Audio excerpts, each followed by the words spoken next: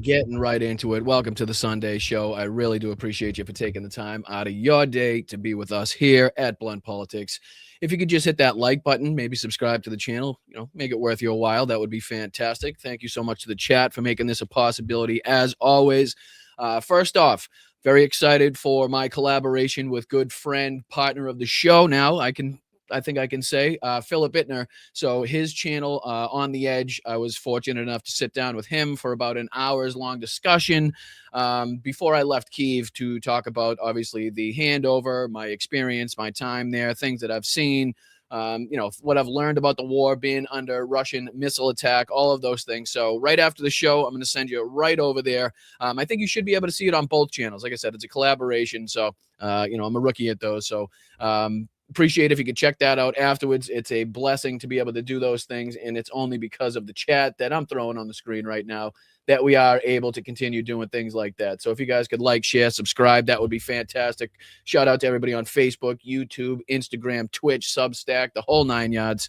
Thank you so much to everybody gifting as well. Very much appreciated. The Venmo is up in the left-hand corner. That is the quickest and easiest way to get the contribution to the show. There's YouTube memberships just underneath me. You can sign up at patreon.com/Boston Brian. You still have time to get involved in either of those two categories, so you can receive, or at least have the chance to receive, some of the souvenirs and gifts and handmade knickknacks that were picked up on the streets of Kyiv for you guys because of how special you are. I really do appreciate it. So what's going on, Ian? What's up, Petrazi? What's up, Don? Appreciate you guys. What's up, Vasantha? What's up, Bridget? Hey, Rox, how are you? Appreciate you guys. What's up, Albert? Hey, Sammy. What's happening over there? What's up, Roger? Epstein Files. What's going on? Appreciate you keeping the the light on that situation as well. What's up, Deb? Frisky? Appreciate you guys. I smoke and I know things. I see you in there. What's up, Wes? Kyle, how are you, sir? Heart goes out to you as well, Kyle. Sending you good vibes your way. What's up, Mark? 9 Inch Nails. What's happening, Jamie? Johnny Katz, what's happening? Thank you guys for making this show possible, as always. It's Sunday, August 2nd. Probably should have let off with that, but that's okay. We got a lot to discuss. Some of the topics today. The mass shooting in Idaho yesterday, just a wild scene, wild footage coming out of that. Something that we've grown very accustomed to here in the United States, but, continues to happen and happen and happen. A lot of the times behind the scenes, but this one obviously making its rounds on the social media site. So we're going to be taking a look at that, as 3 were killed, at least 7 or more were injured. We have Trump and Jeanine Pirro in their feud over the whole reflecting pool, prosecutions, non-prosecutions. It's a back and forth that we're going to take a look at, and you're probably going to laugh at. As happens to many of the sycophants that surround Donald Trump, if you don't just toe the party line, the way that Donald Trump wants you to, for as long as Donald Trump wants you too can find yourself on the outs. So Jeanine Pirro finding out right now about that whole situation. There's some new Lego videos. I know there's been some requests in the chat. It's been a while since we've taken a look at some of the Iran Lego video drops. So we'll see if we can touch base on a couple of those. There's also a couple clips from the Lindsey Graham documentary. I don't know what the the overarching kind of sentiment of the documentary is, but there are some clips going around of Lindsey Graham that absolutely prove how evil the guy was. Not only he, but also Donald Trump as well. He gives a pretty concise explanation in just the way that he looks and he's acting and the way that he's speaking about the war in Iran. You can tell that this guy gets his rocks off, or did get his rocks off, on seeing the death and destruction of other people, the use and the force of the U.S. military in general. So we got that to take a look at. What else we got? We got Trump in the Ukraine Patriot missile situation. So once again, Donald Trump has abandoned his commitments. He had made promises. He had made kind of, passing remarks as to giving Ukraine the licensing for building the Patriot missile system, which they are so desperately in need of right now. It's another aspect of the show we're going to take a look at. There's been some more wild berry factories hit. There's been obviously some more oil refineries and supplies that were taken out. But I want to take a look at the other aspect, which is the overwhelming threat that Kyiv and other cities in Ukraine consistently find themselves under, with the lack of Patriot missile defense systems, or any missile defense systems that are able to take out these hypersonic and these missiles that are being sent over nightly, it seems now, by Russia. The only thing kind of saving Ukraine, or Kyiv in particular at this point, is the fact that Russia can't build these things quick enough to send more of them into the city. So we'll take a look at that. And then obviously Laura Loomer, in her insane 180 that she's done in the whole Ukraine situation, she sat down with the Kyiv Independent, as well as basically every other outlet that she could possibly sit down with that would afford her some fucking airtime. So I just wanted to take a look at what she's saying in this particular sit down that she's doing. I've had many opinions on this. I think I've made them very clear, both in the lives that I did from Kyiv and obviously since I've been back. But we'll get deeper into that as well. And then if we leave ourselves some time, if you guys have any questions, I have answers as it pertains to the NAFO handover, my time in Ukraine, being under a Russian missile attack, all those things. So if we don't get to that today, I will sure make time for that in upcoming shows. So get those questions ready. Like I said, if we don't get to it today, we will. And also, one more time to reiterate, after the show today, make sure you go check out my interview with Philip Bittner, a friend of the show, on his On the Edge podcast. It was fantastic to be able to sit down with him, and then afterwards go grab a beer on one of the, the Sky restaurants, one of the rooftop restaurants there overlooking Kyiv just before I had to depart. So much appreciated to the chat for making that a possibility. Thank you guys so much, everybody that's gifting, sharing, liking, subscribing. We're trying to get to 25,000 subscribers before midterm elections, and it's only with your help and generosity that we're going to get the chance to do that. So what do you say we start off with a little bit of Iran news? Donald Trump making a pretty big announcement on the Truth Social shit site, basically announcing the pause. We've talked about, and I brought up in, I think it was the last show, the ridiculousness, the insanity of the simultaneous reporting of the possible escalation for 2 weeks, as we're reporting on the ridiculously low numbers of stockpiles that we have between our THAAD and Patriot missile interceptors. And then also combine that with the intelligence reports of just how many missiles and drones Iran still has left. But yeah, people speaking about this. It says it was put out last night, August 1st, 2026, 10:05 p.m. And Donald Trump says the USA is locked and loaded and ready to go against the Islam. Hold on. Nope. That's not what he said. That's not what he said. I think he said something different. He said this. He said the USA is locked and loaded and ready to go against the Islamic Republic of Japan. Right. So he said that at levels of military terror, strength, and power not seen since World War II. I don't know what calculations he's using to get that sentence. Despite this, we have been asked by the Islamic Republic of Japan and other Middle Eastern countries to hold off any attack in the parameters. I don't know. Parameters make sense. Perimeters, not so much. Of a deal that has been agreed to. This would include the immediate, complete, and total, all of those being capitalized in the first letter of the word for some reason. Opening of the Strait of Hormuz, all capitalized as far as that's concerned. And an end to Islamic Republic of Japan. Nuclear threat. Based on this request, I have agreed for future benefit of the world, all worlds all capitalized, and likewise the survival of a successful and prosperous Islamic Republic of Japan. To cancel the attack, subject to being able to rapidly make a deal. The country of Israel joins me in this commitment. Get to work, everybody, and get it done. Thank you for your attention to this matter, President Donald J. Trump. And then God bless the United States.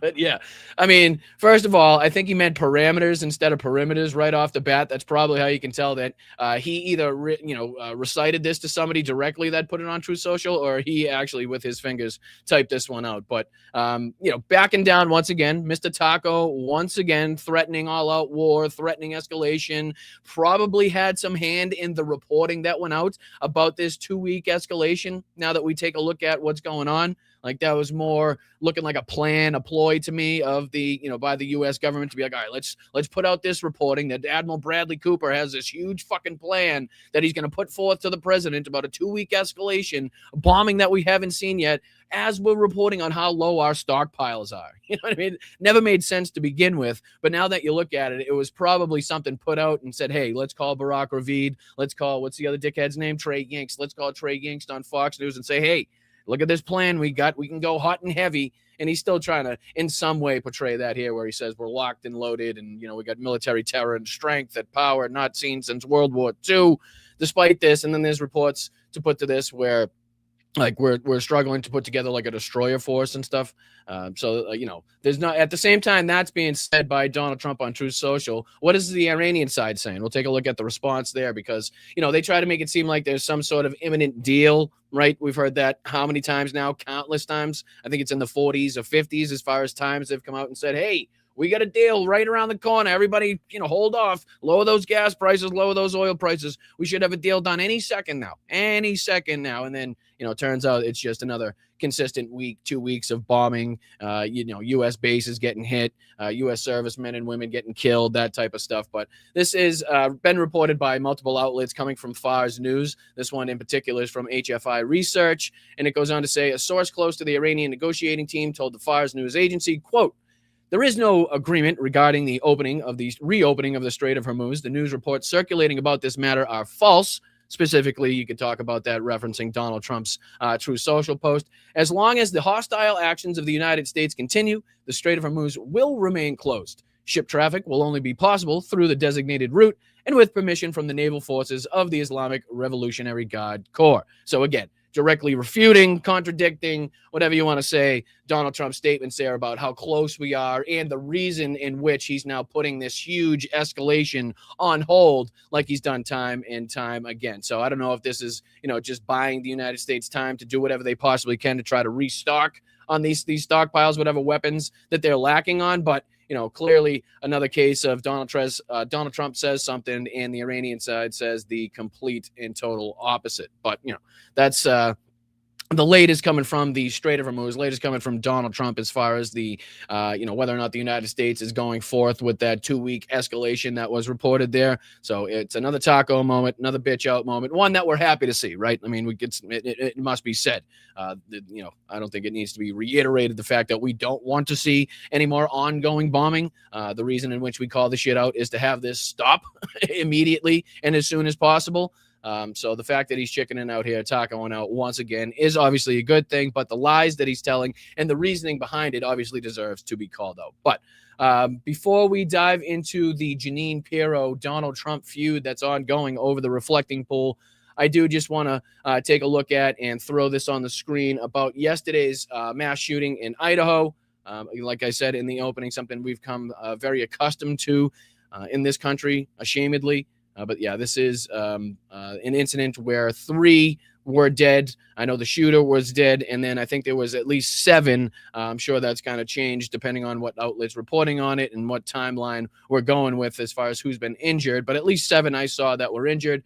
And this was the Fox News breaking report at the time, said multiple people are dead at a shooting at an In-N-Out burger in Twin Falls, Idaho. Police say the suspected gunman is also dead following what authorities described as a, quote, very chaotic active shooter scene. Authorities are still working to identify the victims, notify their families before releasing the total number of fatalities. Several others were taken to the hospital with injuries. Like I said, this is the reporting that was going out at the time there. Investigators have not identified the suspect, or released a possible motive. Following Fox News Digital for the latest updates. And obviously that comes along with a lot of these videos. I don't know if you've seen these. Some maybe have, some maybe haven't. But the scenes coming out of this are pretty ridiculous.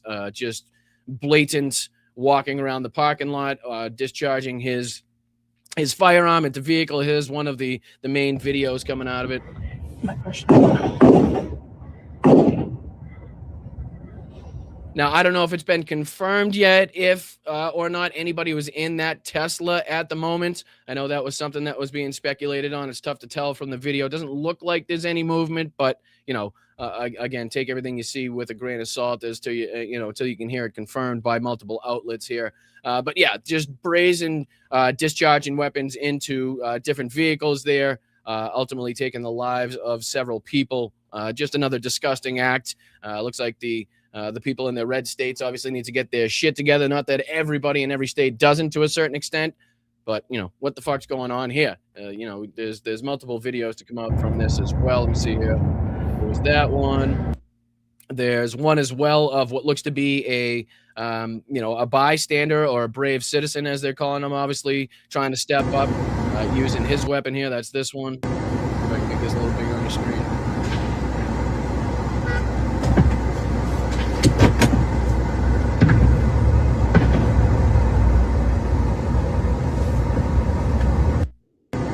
So just crazy scenes, videos of people running everywhere. Just ridiculous that we continue to see this. I thought that Donald Trump had done away with all crime, as he'd have you say, as he'd tell you, the same thing that Kash Patel and the rest of these morons would have you believe. Meanwhile, we're dealing with situations like this almost on a daily basis.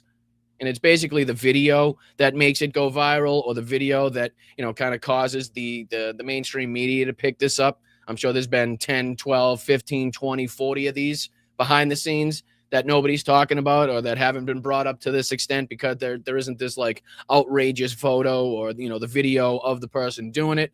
But don't think that this is like, a standout moment in this country. And we haven't had one of these in a while, because I can assure you that we have. But yeah, this one's coming from Idaho. Like I said, at least 3 dead, as I saw reported, at least 7 or more that were injured, some severely injured, as I saw the outlet talking about. But, there's a few of these. Let me see. I think there was one where you can actually see some of the workers from the In-N-Out actually running across the street. I'm not sure. Was it this one? Let me see. What the fuck? Dude, that nigga got an AK. Hell yeah, he does. Look at this fucking wacky motherfucker. He got fucking serious fucking gun. Oh, now he's getting a motherfucking. Oh. You're grabbing another gun. Oh, now you're grabbing something bigger. We're getting the fuck out of here. You better get out of here. Hey! Stop shooting! Stop shooting, bitch! So you can see there at the beginning of the video, people running, taking, trying to take cover in the parking lot there. But, obviously big news coming from yesterday. So just wanted to make sure that we touched base and made everyone aware of another incident in the United States of a mass casualty incident at the hands of a psychopath getting his hands on a firearm. See here, this is they got pretty clear video and photos, not only of him, but obviously of the guy that stepped up.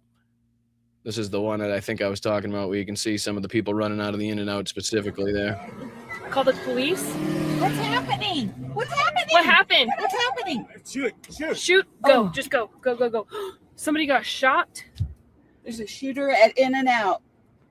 Oh my gosh. What is happening? Oh my gosh. Yeah, that's the one I was thinking. What is unbelievable? Well, believable, but just a shame that we have to continue to put up with shit like this in this country. Without people waking up to the fact that, not only is the NRA deeply invested in the pockets of a lot of our politicians, but, just common sense gun laws are just, like I said, it's common sense. It's in the word, it's in the phrase, you know what I mean? So it's kind of ridiculous that we have to continue to put up this amount of a fight and to have this amount of evidence and acts to substantiate and to corroborate the fact that we need more gun legislation, stronger gun legislation is just ridiculous. So, that was that one. But like I said, we got to jump into a few more of these. Next one being the feud between Donald Trump and Jeanine Pirro over the reflecting pool vandalism, or the lack thereof. We should probably say, because, Jeanine Pirro having to come out and, basically tell the truth that they have absolutely no evidence whatsoever to suggest that anybody, including the former Olympian, did anything to harm the pool, to degrade the pool, to destroy the pool, anything like that. So this is coming from ABC News. It says the DOJ dropping reflecting pool vandalism case against Olympian David Hearn, citing flawed work by contractor. So not only is it confirmed that David Hearn, the ex-Olympian here, former Olympian, didn't do anything wrong, didn't commit any crimes, didn't vandalize the pool there. But it also confirms what everybody else was saying, was that the shoddy work, the shitty company by the hack fucking donor of the Trump campaign that was paid, $14-15 million to do this. And, it was rushed because of the 250th celebration in July 4th. And the fact that Donald Trump rode his stupid little caravan, all of his really, really heavy vehicles over the reflecting pool before and right after it was done, and before they had a chance to fill the water in. I mean, there's so many things that we had been pointing out. A lot of people have been pointing out, and it seems to be now Jeanine Pirro and the DOJ are forced to confirm that. it's crazy what happens when like the MAGA rhetoric and their threats, like we've seen this with lawsuits and court cases against, multiple Trump opponents, people that they suspect went against them or, took them to court, or, whether it's Alvin Bragg, Letitia James, Comey, right? I mean, all these people that they've said, oh, we're going to lock them up, all of the Bidens, but, they can threaten it all they want, right? And they can announce these prosecutions and investigations and all the shit. But when push comes to shove and it actually gets into a courtroom, much like the threats or the accusations that the 2020 election was stolen. Like, you can go out in front of cameras and then, get the microphone and get Rudy Giuliani to shit himself in a whole lot of different counties all over the United States. But that doesn't fucking mean that when you get to court, that shit's going to hold up, which is exactly what we saw in, 60 or so court cases stemming from the 2020 election. Right. Same thing here. It's just, there's only so many times that you can go out there and say, oh, we're going to get them. We have all the evidence, without showing or saying anything real behind the scenes. Then when you get to court, the judge is like, what the fuck is this? This is ridiculous. Like, are you guys serious? Like, not only is there not a case here, but I think he has a case against you for, all the fucking, the trouble you've caused him and like the harm and the public shame that you've put him under. Like, I think that's kind of the direction that this should go. You don't have a case against him. He's got a case against you assholes. So, going on, you can read here some of what Jeanine Pirro said. It said the Justice Department moved to dismiss the criminal case against Olympian David Hearn, who was alleged to have vandalized the Lincoln Memorial reflecting pool, acknowledging the damage to the pool was, quote, was the result of flawed installation by the contractor. Hearn pleaded not guilty to a felony destruction of property charge earlier this month after the U.S. Attorney for the District of Columbia, Jeanine Pirro, when she was sober for 37 seconds, accused him of allegedly, quote, forcefully and violently ripping up parts of the pool floor. Pirro's office said in a filing Friday, seeking to drop the case, that it only learned of evidence pointing to a, quote, rushed and flawed installation process after Hearn had been indicted by a grand jury.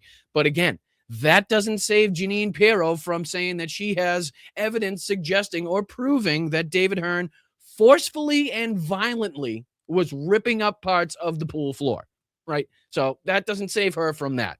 So there should be some consequences, not only, based on the legality of this, but she's also looking at consequences from MAGA, from Donald Trump, because we'll take a look at his response to this in just a second. But, this goes on and talks about the rest of what Pirro had to say. It says the filing stated Pirro herself visited the reflecting pool on July 17th after it had been fully drained and became aware of significant damage throughout the pool area, which spurred the DOJ to request all documents from the U.S. Interior Department about how the pool was lined. Now, you'll remember, the U.S. Interior Department was the one that immediately went through and found any footage it could possibly put out, because I think it was Jesse Waters, if I'm not mistaken, just after Donald Trump, made this ridiculous statement and accusation that it was like a 300-yard gash, whatever the fuck the first thing that he said was. So after that, Jesse Waters had a segment saying that, they needed, or maybe it was Trump Trump said originally that they needed some evidence. They needed something like video. There's got to be video out there, right? And then all of a sudden, Jesse Waters popped up with this Department of the U.S. Interior evidence and video that they got of what was just some grainy ass footage of what you could see, just somebody playing with the water or doing something. That's all that you could tell from it. No knife in their hand, no walking down the pool with a fucking huge scythe or something, cutting a 300-yard gash in the pool, nothing like that, obviously. But it was coming from the U.S. Interior Department. So somebody got the message, or somebody got a phone call, or somebody got a text message saying, hey, the boss says he wants some fucking footage. So whatever you guys can dig up that even remotely looks like somebody's damaging this pool, if they got their fingernails wet, I want that footage. And all of a sudden it ended up on Fox News and ended up on Jesse Waters' show, and you can kind of see the process from there. But also goes on to say that those documents indicated a flawed installation by the contractor, Atlantic Industrial Coatings, quote, with repeated failures of the lining during the installation process and extensive peeling of the lining throughout the reflecting pool. So again, during the installation process, they were dealing with repeated failures, which I think I'm pretty sure was actually reported at the time. That's where you could see like the the different shades and the colors in the bottom because they had done it at different times, and then they had to go back and redo other parts, and it was a shit show from the beginning. They also said it was a rush to complete the renovation before the Project America 250 celebration on July 4th, according to the filing. So not only did the shitty company that had absolutely no experience to do this, but only got the $15 million contract that was originally supposed to be a $2 million contract because they were best buddies or they worked on Donald Trump's pools or Jeffrey Epstein pools, whatever the fuck they did before. They definitely didn't have any work or knowledge or education about national monuments or, how to do this job in particular, which is, exactly why we're seeing what we're seeing right now. But that's the same guy that, we're supposed to believe was a perfect installation, and it was these lefties, these crazed lunatics that went in there, and that's the reason. And Donald Trump's still putting up that fight. That's still the message that he's trying to get across, which I said we'll take a look at in just a second here. But this shit was already happened during the process. It didn't help, again, that you would drive vehicles over it after that, right before they filled the water in, right after they had just dealt with multiple repeated failures of the lining during the installation process and extensive peeling. I think it was about 2 days after that they had already noticed some of the bottom of the pool was floating around, or at least starting to detach itself. Says, quote, because the recently produced materials significantly undermined the evidentiary basis for the indictment initially supplied by the DOI and U.S. Park Police, the USAO-DC respectively moves to dismiss the indictment without prejudice, end quote. The court filing said, meaning the case could be brought again. The filing includes an email sent on June 11th by a National Park Service engineer and others in the Department of the Interior describing their, quote, concern that overspray of the new pool coating along the perimeter of the pool could lead to a 1 to 2 foot strip that is vulnerable to peeling. That was the area along the perimeter that Hearn was allegedly have pulled up, according to the filing.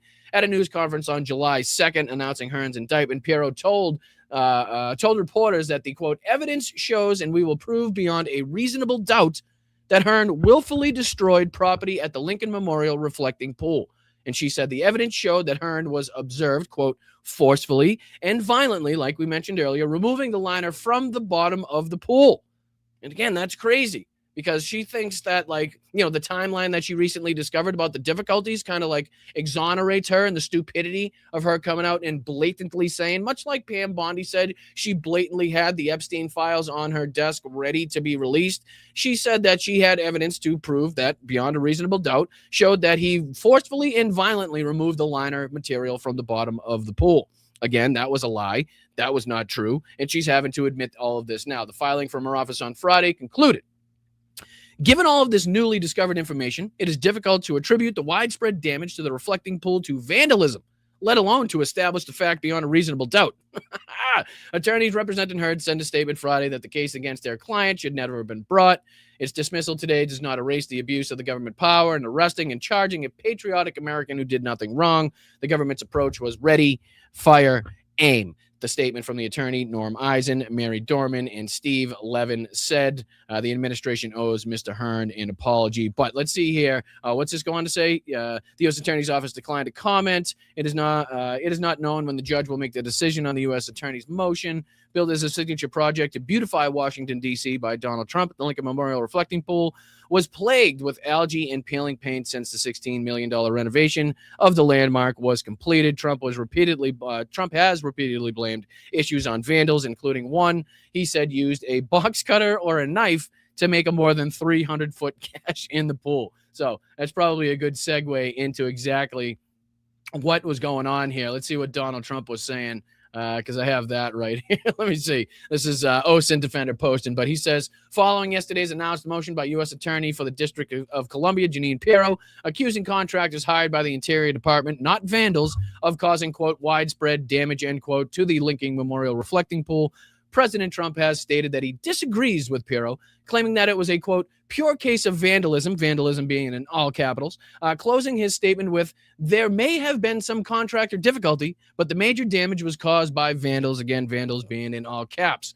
He actually said this. He says, I disagree 100% with Jeanine Pirro, the U.S. Attorney for the District of Columbia, on the reflecting pool. I don't know what she was thinking, Question mark. To me, it was a pure case of vandalism, as I said, in all capitals. That included DeGrasse, which had a big 86-47. I love the fact that he continues to reference this. It's just fucking fantastic press to whoever actually did that. Emblazoned in the giant letters on it.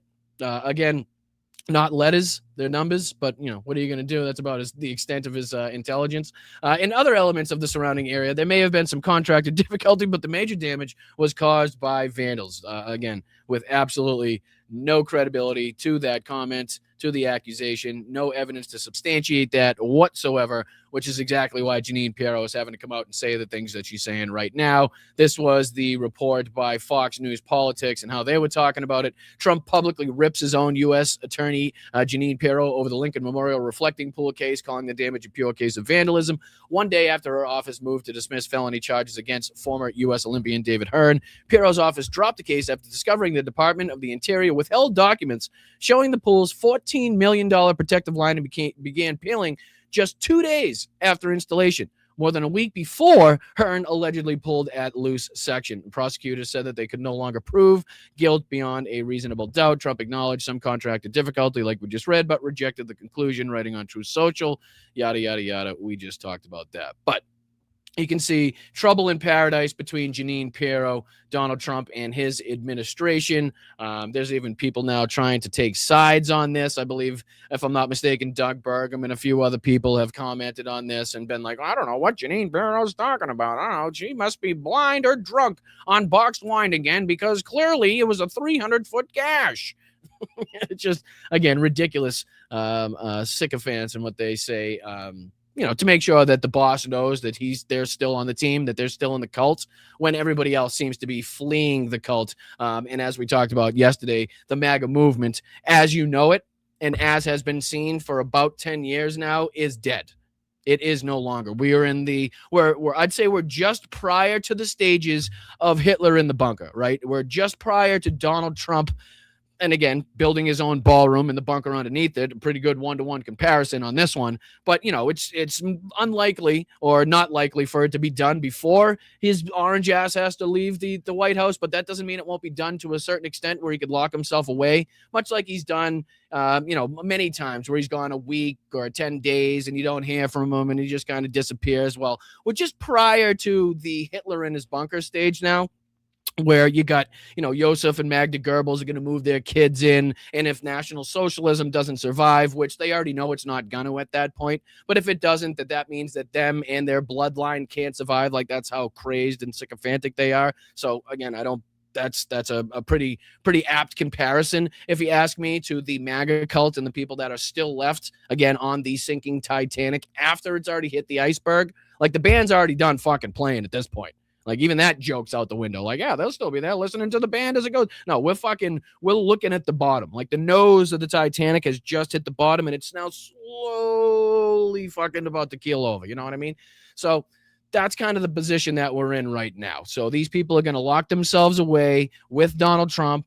He's probably going to be harder and harder to get to. He's not going to make any statements, not any statements, but he'll be probably making less and less statements. We've already seen him. Like, I think he's golfing a lot less. I think he recognizes that I don't think he's got the physical capabilities anymore to go out there and do it. And he's just going to look like a fool. I'm not saying he hasn't, but, it just seems to be a lot less than we're typically used to seeing him get out there. But that's kind of the moment that I attribute to right now with the MAGA movement. It's done. It has no more power. It has no more teeth. It has no more legs. It exists.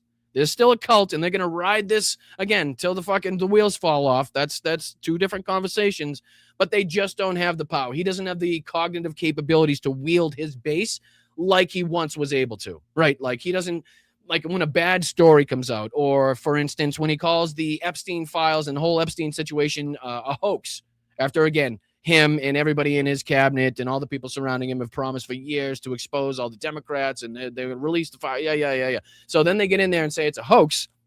He doesn't have the mental capacity, right? He doesn't have the ability to get up there and either command them to believe something else or to make up another story that's somewhat believable, that they can give the fucking morons that believe him and listen to him something that they could go out and say in debates that, at least fills the airtime. So he just doesn't have that anymore. He just can't do that. So he's unable to wield the base. Not only that, but the base has seen the cracks for long enough where they recognize that this guy is a con man, a fraud. Doesn't mean they're not going to follow him, but they know they're following, basically a dead whale carcass right now. You know what I mean? That's kind of what's going on. They're just waiting for that thing to fucking wash ashore. That way somebody else can deal with it and they can swim on. But, that's kind of what do I attribute this MAGA movement to. But let's see if we can. I think there was a couple of these just to jump on here. Like I said, I know you guys in the chat have been asking about these, kind of requesting what's going on with the Lego videos. I got to be honest with you. I didn't get to see or keep up to speed with any of these while I was in Ukraine and Europe. So I'll be seeing maybe a couple of these for the first time. I think the little Marco one got some play. I think I saw that one going around. So what do you say we take a look at how they? Well, there's two of them here. Shit. Looks like little Marco's getting some airtime. So we'll listen to the first one. You're going to go with the first one here. So I appreciate you guys if you could hit that like button. My name's Brian. This is Blunt Politics. Thank you. If we have any new listeners that may have been, coming in from the NAFO community, from, just the general people that I've met along the way on the trip or the journey. So thank you guys for giving me the opportunity. Thank you so much for taking the time out of your day. If you could hit that like button, subscribe to the channel, that would be fantastic. And again, right now, we're just going to see what trouble we can get into here with the Lego videos, which it's been a while. We used to do these all the time, and they are and have been fantastic. I don't know if they're still up to par. I don't know. We'll find out now, though. We got two here titled Little Marco, and I can already see that his ears are enormous, which is, again, spot on. So let's see here what trouble we can get into. This is, I think, Explosive Media. Yeah, this is from the Explosive Media channel here. Let's see what Little Marco's up to. And again, I don't know. You guys be the judge. Let me know if they're still on point. Yeah, you already know who it is. Let's get it.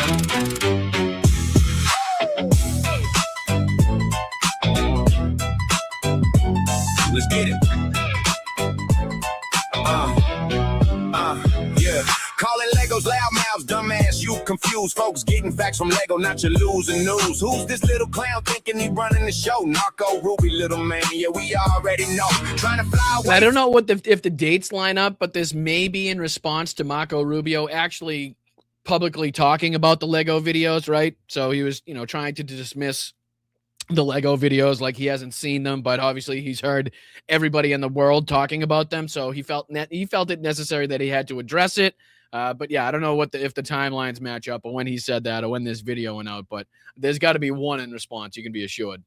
Way flapping them big floppy ears, nah, surf them gas price waves. It's your career. You don't suffer cause you love being blissfully dumb. Just a little lapdog stuck under the loser's thumb. Think we don't know what goes down in that place. Got the loser yelling daily, screaming right in your face. Hey Dumbo, Ruby, time to settle the score. F-35 crashing straight to the floor. Was that built out of Lego? Just a fantasy scene with that MQ-9 burning on the radar screen. 5 fast systems turning straight into rust. Where they built out of Lego, man, your logic is bust. That a wax called sleep and wiped right off the map. Was that built out of Lego? Homie, stop the cap. Now look at Tehran, millions marching the street. Were they Lego figures too? Bringing that heavy heat, living in a delusion. You would joke to the core. The size of his ears. Check on your troops, they sprinting out the door. Going AWOL from the camps, running far from the grid. Now they out here sponsoring a Lego vid. Got that Lego attention that you wanted to see. Run the boss man, little boy. Message from Zolfagari. A message from Zolfagari. Stop the cap. Ruby, we done. To Little Narco, it says. And I'm just curious what the second one is. I don't know if this is a follow-up because he mentioned it. There's got to be one responded to it, right? You would think. Let's see if it's this one. I'm curious. Because the price they're paying is very high, despite their tough talk and their flowery language and their stupid Lego videos they put out. I've never seen them, but they put these things out. Stupid Lego videos they put out. I've never seen them. But honestly, looking at it now, I don't think they made the ears big enough. I think I think they're a little underwhelming now. To tell you the truth, I think they had to go bigger, if you ask me, but that's just me. Put things out on social media. Yeah, he's seen them. Yo, Explosive, get him. Oh, they might go back to the other one. So that must be their response. They must add Marco Rubio's what he said, and then they go back to the original Little Marco diss track there, but I'm sure. Let's see what else they got. Let's see what else. That one has 11.2 thousand likes, 11.4. Let's see what this one is.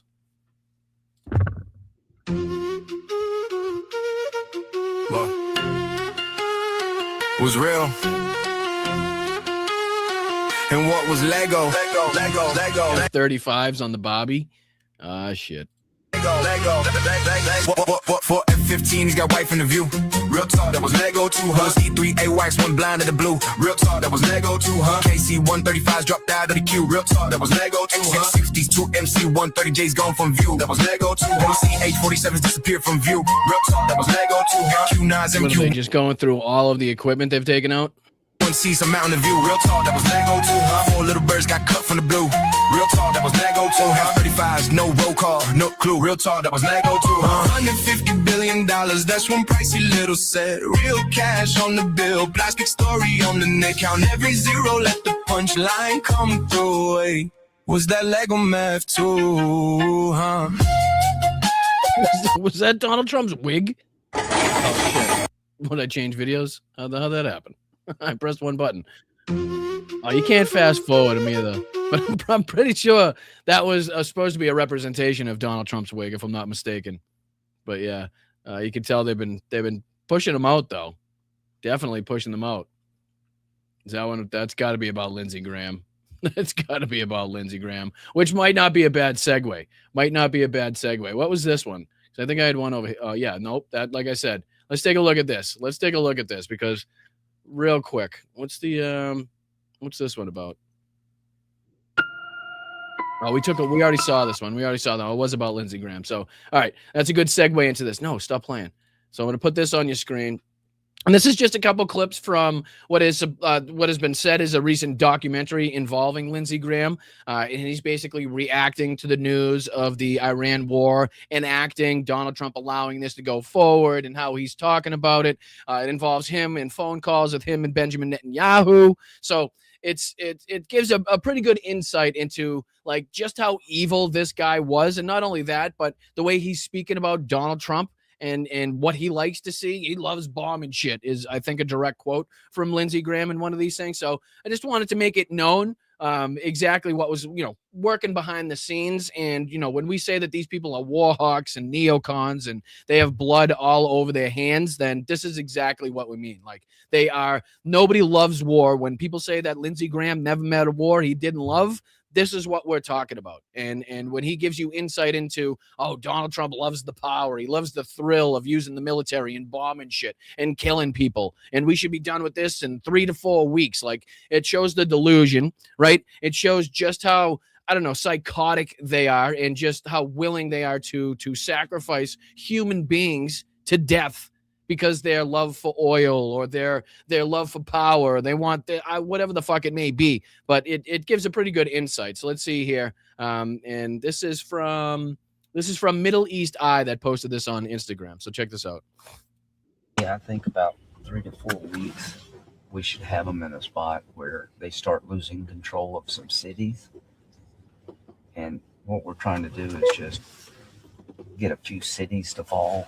No, should I explain again? So just in case anybody's confused at what's going on. So Philip Ittner's show On the Edge drops at the same time that I go live on Sunday. And we're right now doing a collaboration based on the interview that I was fortunate enough to do with him before I left Kyiv. So if you guys kind of are wondering why or how or if I'm on 2 screens at once or something like that, that's what's going on. So I would just ask if, when we're done with the show here, you could hop right over there, check out the hour-long interview. That would be fantastic. Or if you're confused and wondering and joined us late after I had kind of explained everything, that's what's going on. So it's a collaboration between my channel and Philip Ittner's. I joined him as a guest on his On the Edge podcast. So that went out at the same time we went live.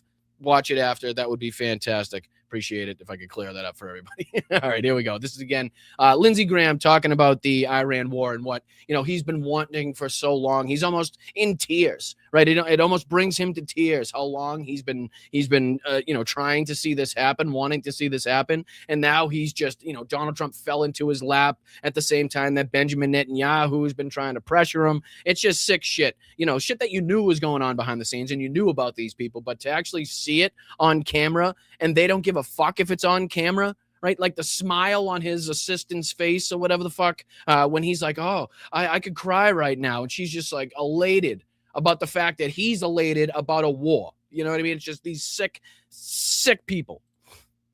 And the next month, get the Arabs more openly involved tomorrow or by the end of the week and just have almost irreversible momentum. Do you have it on speaker, Ryan? Yep. So this is his call with Netanyahu. Right, you now. Yeah. Hello. Hey, baby, Lindsey. Hey, Lindsey.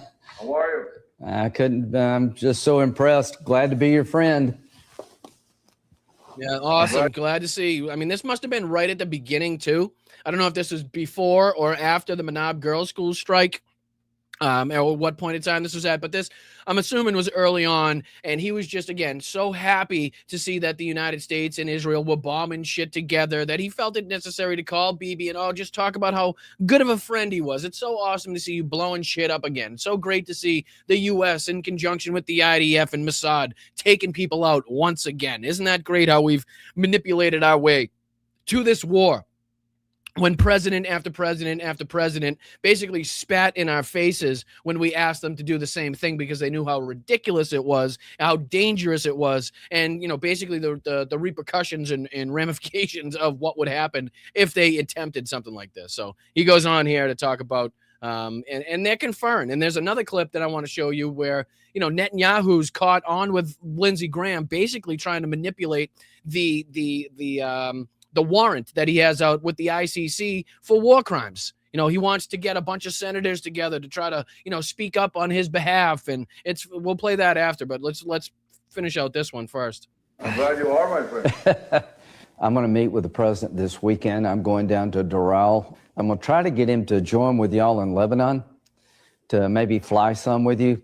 Would you like that? Yeah, I get that. I think you have a point. But I've been thinking about the other side of it for a second. We're concentrating right now on Iran. If we tell Hezbollah that we're going all the way, we threaten them. But if we actually do it, then they have no reason not to go all the way against us. And that sounds like Netanyahu is a little bit afraid of, I don't know if it's like fighting on two fronts or exactly what Hezbollah was capable of, but he sounded there like, hey, we don't want to reveal our cards here and say that we're going to go all the way because that will give Hezbollah a reason to go all the way. And we don't either have the air defenses, the Iron Dome ain't working right. We've seen, kind of the failures and inconsistencies in some areas of it. Something was going on there where even Netanyahu, as fucking bloodthirsty and war hungry as he is, to see a war keep going, like he's even not stupid enough to say, okay, we're going to open up two cans of worms here. We're not going to open up a war on two fronts if we don't have to. And we're not going to show our cards and hope that they don't retaliate in the same way. So even Netanyahu was like, no, let's back it down a little bit here, Lindsey. I don't want to, I want to go too far and give Hezbollah a reason to go too far or to retaliate in the same way against us. And right now, that's not our interest. We can do it later. Well, well, that's actually good counsel. I'll put it out there as an idea. We can always go back to it. Look what we've done here. Listen to this. I almost cried. Yeah. I mean, like, how long have we been pushing this? Oh, you've been pushing this for years, right? Right. It's here. I'm saying this on camera. Like, how many zero fucks do you have to give to be saying this on camera? How long have we been trying to push this? You've been trying to push this for years. Like, it's crazy. I wish I knew how to rewind on Instagram.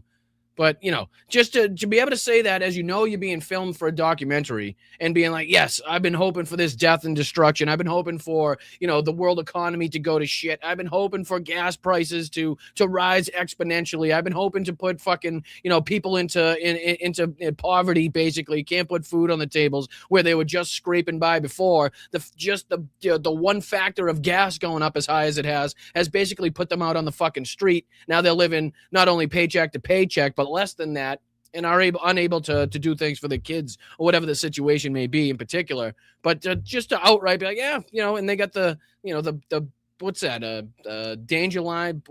Danger mines? Yeah. So yeah, just like war relics in his office and shit. I talked to Trump this morning. Oh, he's jacked. Yeah. It's the best thing I've ever done. Now he's talking about Trump. He's jacked. He said it's the best thing I've ever done. Was unleashing the U.S. military in a sneak attack in conjunction with fucking Israel, who at the same time is committing a genocide elsewhere. But the best thing he's ever done was strike that girls' school in Manab, was to kill that 173 girls or whatever the specific number was. Forgive me if I got the specific number wrong, but they're in about that number. Shut the fuck up. You're dead. You shouldn't interrupt me, especially when you're dead. But like to hear these people speak like this it's like we're living on another fucking planet, right? To speak about the death of people, to speak about taking out civilian infrastructure, to I don't know, bringing bombs into populated areas, and they're like, this is the fucking best. This is the same way that Donald Trump speaks about Pete Hegseth, right? This guy over here, every time they're in a cab now, this guy over here, he loves this shit, right? Nothing gets him off. Nothing gets him a fucking bigger boner than when he's dropping bombs on girls' schools and on fucking water treatment plants so that people in the Middle East can't get clean drinking water. Nothing, oh, baby, nothing gets him hotter under the collar than that, motherfucker. Like, that's the same way that they all speak about this shit. So you can see their lack of fucking humanity, their care for humanity. It's just pure and utter glee in getting something that you've wanted for so long, regardless of what the repercussions are. And it's fucking disgusting. He fucking good riddance.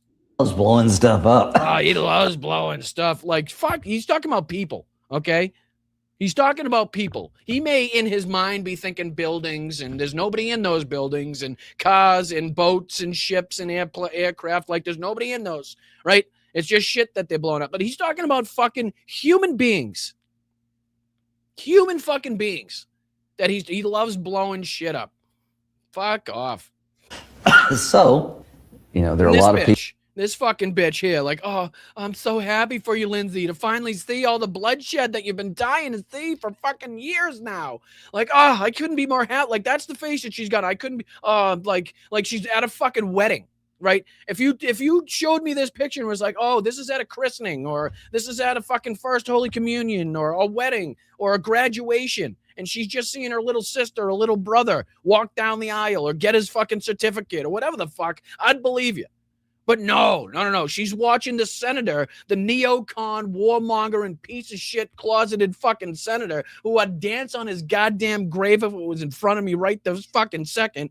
No, she's watching him like in just utter shock and awe and pleasure and almost in tears at the fact that he's gotten this Middle Eastern war started. Like, unfucking believable, these people. A lot of people inside didn't want to do it. So I had my challenge. For good reason. There's psychotic people within the administration that knew this was fucking psychotic, That's how crazy this is. There's other crazy people that were like, this is fucking crazy. Like, we can't, there's a reason other presidents ain't done this. You know what I mean? But no. Is that it? Is that the whole thing? My challenges. But President Trump, when he gets into the zone, he listens, asks good questions, no tweeting. He has done he hadn't tweeted much at all. No drama. Yeah, I wonder how many times he threatened the civilization of Iran at this point in time. I wish there was a date, a specific date on when this was recorded, because then we could go back and we could see just how many times on Truth Social and Fox News and through Barack Ravid of Axios, he's threatened to wipe out the entire population of Iran excuse me, at that point, but or how many times he's actually, you know, lied about the you know, the Manab Girls School strike at that point. Come on, play. I don't know why it's not playing. He's been a great wartime president. I said last night that Trump and Bibi are like Roosevelt and Churchill. I mean, shut the fuck up. Jesus Christ. They're like Roosevelt and Churchill, my fucking asshole. Like, in what way? I don't know if he goes on to describe. Please tell me he goes on to make some kind of comparison here. I mean, they're the right two guys to confront this evil. They are the evil. That's the fucked up. That's the thing that he didn't get just before his heart exploded, I guess, is the fact that they are the evil. You are the evil. You were the evil. Trump and Benjamin Netanyahu are the evil in this situation. So the roles are reversed as to what you're talking about. So the fact that you're trying to compare them, and then there was another one. Yeah, there was this one as well. Let me throw this on the screen. This is the one where, is this the one where he's talking about 3 to 4 weeks, or is this the one where he's talking about, yeah, let me see. I'll throw this one on the screen because there's one where they catches Benjamin Netanyahu trying to consult with Graham about getting other senators involved in trying to save his ass from the war crimes investigation that's going on, or the warrant that's out for his arrest there. So let me see if it was this one. If not, I think it's one that I have to scroll down for. But we'll talk about this one after. Able to deliver. Oh, to be honest with you, I think about 3 to 4 weeks. We should have them in a spot where they start losing control of some cities. Oh, no, this is the one where he's predicting, right, the 3 to 4 weeks as far as, like, you know, progression of the war, success of the war. So clearly delusional, clearly wrong, clearly that didn't come to fruition. Couldn't have been more wrong as far as that was concerned. But yeah, 3 to 4 weeks, the cities are going to start falling. There's going to be an uprising. We're going to have momentum, I think is what he says. But, you know, we've seen how that played out. And what we're trying to do is he didn't. Well, he did to a certain extent, but he's not going to get to see it play out any longer. We will, but he won't. Get a few cities to fall in the next month. Listen to how he's speaking like this. If we could just get a couple cities to fall, like who died he died, but who before this died and made him fucking godfather? You know what I mean? Like, if we could just get a couple cities to fall, we could take down the whole regime. Like, do you know, like, what happens? The same thing with who? I think it was Jesse Waters, right? It was like, we got to turn Tehran into glass. Like, it took you a second, 2 seconds to say that sentence. You know how many people died, right, in that situation that you just got out of your mouth in 2 seconds? You know how many people had to suffer and die? You know how many people, you know how many of those were kids, right? You know how many people, you know how many of those were women? Yeah, like, you know how many people of those were disabled? You know how many people, like, we could go down the list, needed extensive health care like, do you understand what it goes into that type of shit? When you say we need cities to fall, if we could just get a couple cities to fall, like, fucking unreal the way that people can, and he knows the camera's on. Get the Arabs more openly involved tomorrow or by the end of the week and just have almost irreversible momentum. Irreversible momentum, he called it. Yep. How did that work out for you? How's your momentum, Linz? Cocksucker. All right. Now, there's another one here I just wanted to take a look at before we move on, where it was, I believe this one, where they kind of, and I don't know, you could say catch, but clearly Lindsey Graham knows he's being filmed, so they just don't give a fuck. They just don't give a flying fuck. Donald Trump's the president. He's my buddy. Pardons, don't worry about it. What you catch me in whatever shit you need to catch me in, he's gonna fucking write me a pardon anyway. Just look what he did for the J6s. But yeah, this is the one where Lindsey gets a phone call or calls Benjamin Netanyahu, and they discuss how desperately Benjamin Netanyahu needs some sort of letter from senators, and Lindsey says that maybe Mike Johnson would be a good one to get on it. I'll play it for you in its entirety, and we'll speak about it after. Let me know what you guys think. If this is clear evidence of him, Benjamin Netanyahu, manipulating the U.S. government to try to, again, beat or, you know, take away credibility from the ICC investigations. And not only that, but obviously the warrants for the obvious, clear, and blatant war crimes that Benjamin Netanyahu has committed. So I'll play this real quick.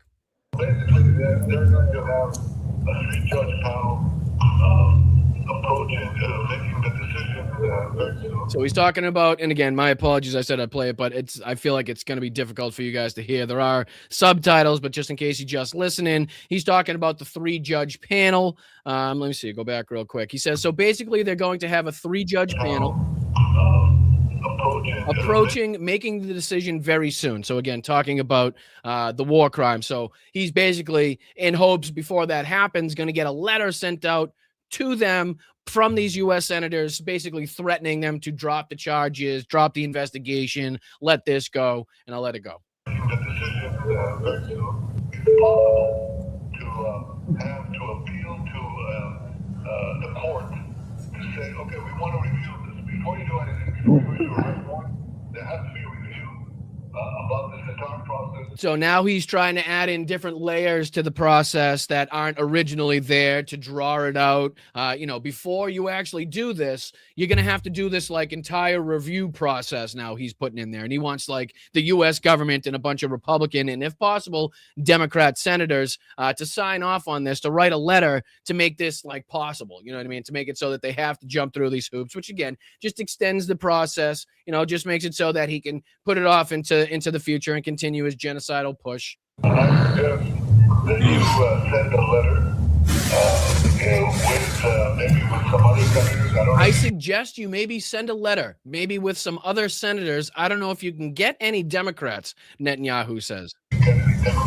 I tell you, the perfect person would be the Speaker, Speaker Johnson. Would be what? Speaker Johnson.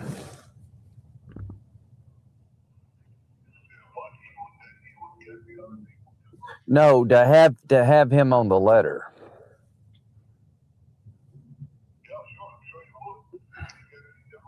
I don't know. I won't. So in response to that, I'm sure, like I said, just in case anybody's just listening, Bibi says, can he get any Democrats? He's desperate to get Democrats, so this can be called a bipartisan piece of legislation or a bipartisan letter sent out there as a representation of the entire federal government of the United States. I'll try. But I will try. I promise you that. And then obviously Lindsey Graham then promising him the attempts of him to get that done. But I don't know. There's a few more, I think, clips to come out of that. But I think that's kind of, beating a dead horse. Fuck.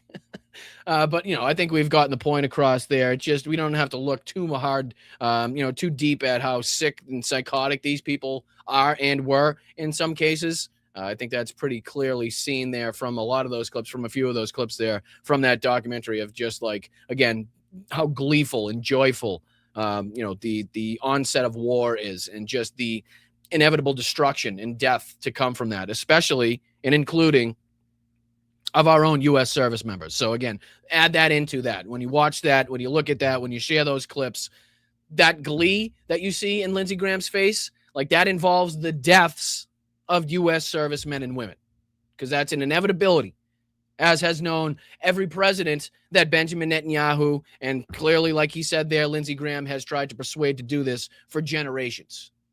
They all knew that was coming. They all knew that's a part of it. You don't start something like this and get away scot-free.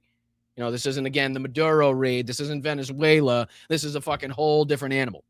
And that's seemingly what a lot of these previous presidents knew and could recognize, or at least their military commanders and leadership at the time could give them that intel, that information, and let them know the insight on how stupid a situation like this would be. But let me see here. I think was there another one that I had here, or is this something else? No, this is, again, I just wanted to touch base on this as well, because this is kind of goes, I think, hand in hand with the relationship between Lindsey Graham, Benjamin Netanyahu. There have been some pretty good reports coming out of Channel 5 with Andrew Callahan, talking about Palestine, talking about the West Bank, talking about the Israeli settlers. He's been bringing a lot of attention, a lot of awareness, and a lot of insight as to what's taking place over there, and the settlers don't like it. So I would absolutely, I know we're probably not going to have time on the show here to play his stuff or to play all of it. This is a 20-minute video that he's got out, again, Channel 5 with Andrew Callahan. This is Palestine Part 1. He's also got a Part 2. He's got an interview with Louis Theroux as well. Louis Theroux has done some fantastic work in this, on this topic, on this situation as well. So I would definitely direct that. But that led me to this video that I want to throw on your screen, which, again, talking about how clear it was to see the bloodthirstiness of Lindsey Graham, the bloodthirstiness of the Israeli settlers there in the West Bank in particular is very evident, very clear, very obvious in a lot, if not all, of the videos that are coming out from that situation, from that area. But here's one in particular that was put out by homopoliticus.news. And this was apparently an Israeli lawyer filmed and I guess interviewed with a BBC interview, Israeli lawyer Yehuda Shimon, filmed at the Havat Gilad settlement outpost in occupied West Bank. So again, this isn't very long by any stretch of the imagination, but I'm sure you'll get the point, and you know why I'm playing this for you right now. Ooh, let me turn on the sound. Would be fantastic. All the people in Tel and Sarah, even Jit and Farata. I'll play it again because, like I said, Instagram sucks and trying to control the video. But at the beginning, he says we need to kill them all. Why? Because we don't want it to happen again. It sounds like you're saying one Jewish life is worth hundreds or thousands of Palestinian lives. Not million. One Jewish life, it's 10 million, okay? That just sounds racist. Yes, I know. And much like Lindsey Graham didn't give a fuck that the camera was on him when he was gleeful and joyful about the start of the Middle East war that was absolutely going to be destructive, depending on, again, what time and point, those were filmed, those clips were filmed and stuff. But even before that, even before the war, everybody knew how destructive it was going to be. Much like that, they don't give a fuck if the camera's on them. They don't care. They're heavily protected by the IDF. They're heavily protected by the Israeli government in what they're saying and what they're doing. So that's why it's like, well, you're asking in the chat, well, how could he possibly be that brazen, right? You'd think they'd be trying to vie for like support, right? To claw back the support that was once out there for Israel that has been dropping like a fucking stone in the sea, again, since October 7th. But this is what's going on. They feel right at home. They feel able and willing to do this because Benjamin Netanyahu and the Israeli government and Ben Gvir and the rest of these psychopaths has given them tacit permission to do so. So they don't give any fucks in what they're saying or what they're doing. And we've played multiple videos to show that, rocks being thrown, people being beaten, reporters being threatened, prominent, reporters from prominent outlets being threatened. So, I know, but this is the truth. Because God chose us. Because of this, you are jealous. The Bible is the authorizing that this land, it's belong to us. Okay? Israel occupied it militarily. Yes, and under international law, that means that no civilian settlements can be built in. But the God... And this is a lawyer, and he keeps saying, yes, he's acknowledging what she's saying. Yes, I acknowledge international law. Yes, I acknowledge Israeli law. But that doesn't fucking matter because apparently, they've been blessed by God with this land, and they have the right to eliminate, to genocide the people that were there prior. That's basically what, in a nutshell, what they believe. But he says, yes, but God did not write it in the Bible, talking about international law. And this is against a lawyer. Not right in the Bible, the international law. So you're a lawyer. Yeah. And you're saying the only law that really counts for you is the Bible. Yeah, of course. So again, I found that, and this is the beginning that we missed here. I'll play it, let it play one more time. We need to kill all the people in Tel and Sarah, even Jit and Farata. We need to kill all the people, and then goes on to name 3 or 4 different settlements that they need to kill all the people. I mean, it just, I don't know, like what how there could be another side of this, like how there could be people like, yes, that's something I support. Yes, something that's I want to keep sending my tax, my tax dollars towards to support. Keep sending them weapons, keep sending them fucking ammunition, keep sending them this, that, and the other thing. Meanwhile, they got all things in their country that we could never even fucking dream of here, as far as healthcare and other subsidies. But keep sending them fucking billions and billions and billions of dollars.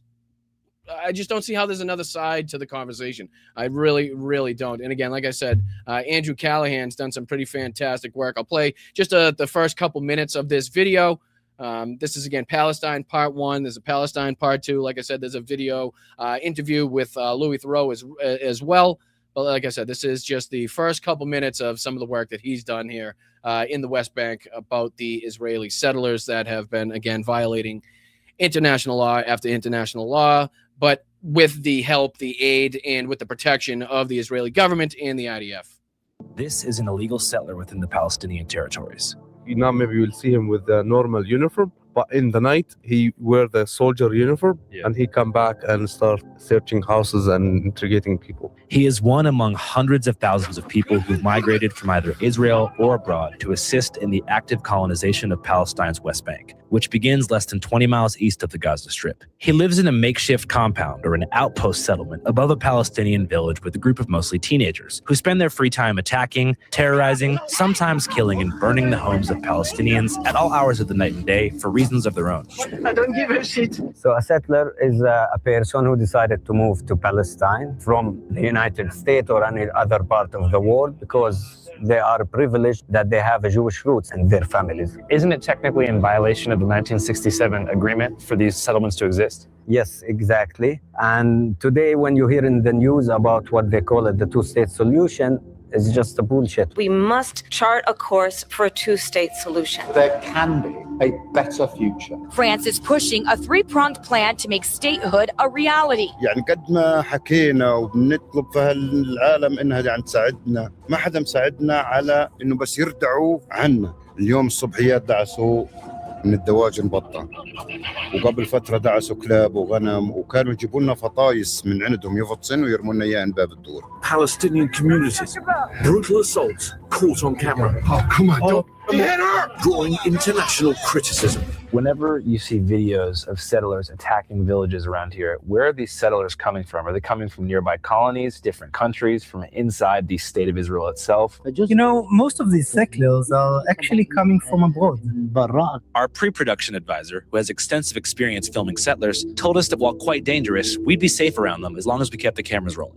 Your camera will have an almost prophylactic effect, to some extent a cone of safety, because the settlers and the IDF who are protecting them don't want to be filmed. At this exact moment, he is thought to be brandishing a firearm. So again, like I said, I know we don't have time to go into the entirety of these, but I absolutely would recommend that anybody looking to get, educated on what's right now taking place over there, and why we continue to talk about these issues and this situation in particular. I would definitely take a look at this reporting by Andrew. I would take a look at all the other reporting from people, again, brave enough to be over there with a camera and documenting exactly what's taking place right now. So shout out to Andrew for the work he's doing, Louis as well.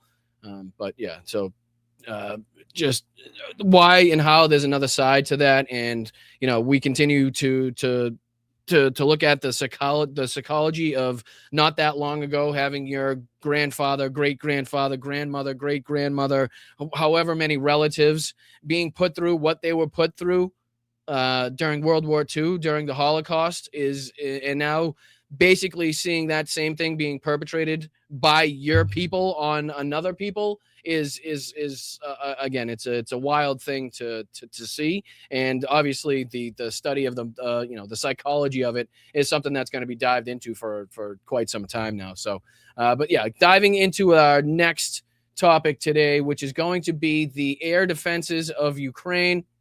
I'm going to talk a little bit about this before we dive, and probably finish up on the Kyiv Independent sit down with Laura Loomer. So I just want to throw this back on your screen. This is from Preston Stewart, and this is detailing again the ridiculously low percentage of Russian missiles that are able to be shot down and are being shot down, and obviously the devastating effect. Like, this is a real problem. So we can talk about the Ukrainian strikes on the wildberry factories. We can talk about the Ukrainian strikes on oil facilities. We can talk about the Ukrainian strikes on the Russian resupply into Crimea and other areas on the front. But to not speak about the problem right now and the dangers that are being faced, and that I saw firsthand and were under firsthand in my 2 weeks in Kyiv.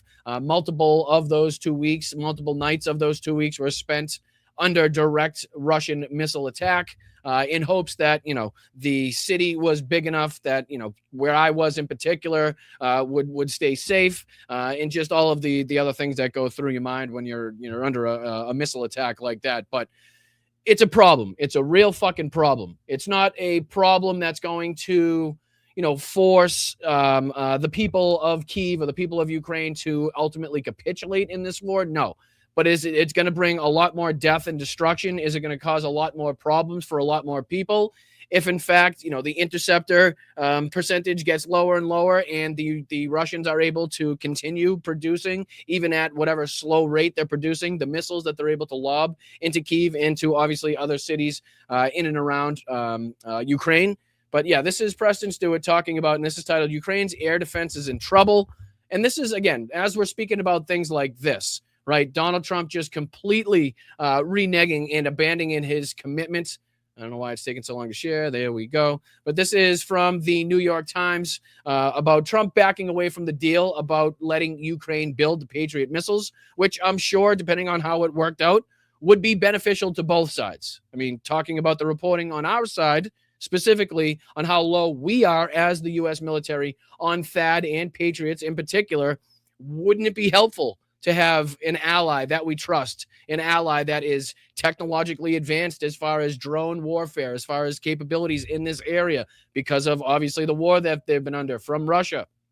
Like, wouldn't it be prudent upon the U.S. military to allow them to produce these? And maybe they could, send us, if they, depending on how many they're able to produce, they could add to our stockpiles slowly as well, and utilize obviously as many as they need to use in the cities in their country. Who knows? Maybe it gets to a point and they get enough licensing and there's enough, capabilities in there where they're producing shitloads of these things, because obviously they're needed. Obviously, we're in a position where we need them in multiple different geographical locations and fights right now. So I don't think there's any risk of too many of them being made. I don't think there's a ratio right now that we could have that's going to make the Americans or anybody else in this fight too comfortable.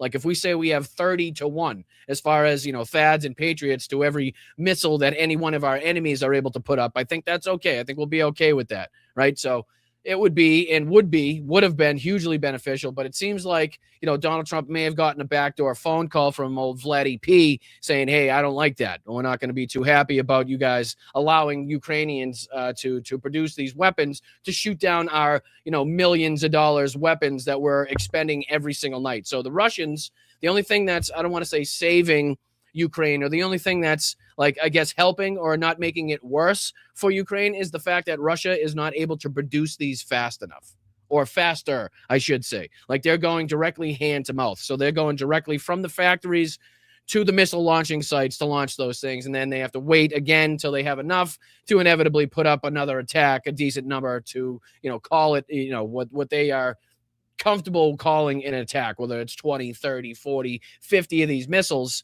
If they were able to put up more, if they were able to produce more and shoot more into Lviv and Kyiv and other areas of Ukraine, they absolutely would be doing so. But they know, just like everybody else knows, that Ukraine, much like the United States, is critically low on its interceptors. They know that. They're exploiting that. And that's why we've seen, so many of these recent strikes get through, so many of these recent missiles get through. The death toll, there was, I think, 9 or 10 that were killed just the other night in Russian missile attacks. But yeah, this says Trump backs away from the deal to let Ukraine build Patriot missiles. The president of Ukraine had warned that the country was running out of Patriot interceptors, the most reliable weapon it had to shoot down Russian ballistic missiles. And then Donald Trump went on to promise great things. And there was supposed to be this great, kind of flip-flopping of who he supported in this once again. But no, he now backtracked. It says President Trump backtracked on Friday from a promise earlier this month to let Ukraine make Patriot missiles, weapons that were sorely needed and continue to be sorely needed. I cannot stress that enough, how desperate Ukraine is right now to have much, much more of these at their fingertips as a defense interceptor against Russia's deadly ballistic missile attacks. On July 8th, Mr. Trump had unexpectedly assented to sharing technology behind the missiles to allow Ukraine to build them, saying that, quote, we'll give them the right to make Patriots during a meeting with President Volodymyr Zelensky of Ukraine on the sidelines of the NATO meeting in Ankara, Turkey. He added, we'll show them how to do it. When asked about the agreement during a meeting with his cabinet meeting on Friday, though, Mr. Trump said, "We have not agreed to that," suggesting that he had changed his mind because, quote, "it is hard to is it a hard thing to give away that technology, and because of the risk that those people you give the technology to, they could someday turn on you." Again, not only reneging on the, at least the comments or the thought or the suggestion that he would give Ukraine the licensing rights, but now showing lack of trust, right, in an ally, in somebody that we, again, forced basically to give up their nuclear stockpile in the response and the promise of us coming to their military defense, coming to their aid if this exact situation ever took place. So we're now talking about how we don't trust them. And that's basically, if you're reading between the lines, because if you give somebody that technology, they could someday turn on you. So now we're saying we don't trust Zelensky. We don't trust the Ukrainian people enough to give them this technology that they've had at their fingertips for quite some time now. And again, if they wanted to, they've had they have the ability, they have the capability, they have the Patriots if they wanted to. Like, it's crazy to even suggest this, obviously. But, that's basically reading between the lines what he's saying. We don't trust them enough, or at least that's the excuse that he's given.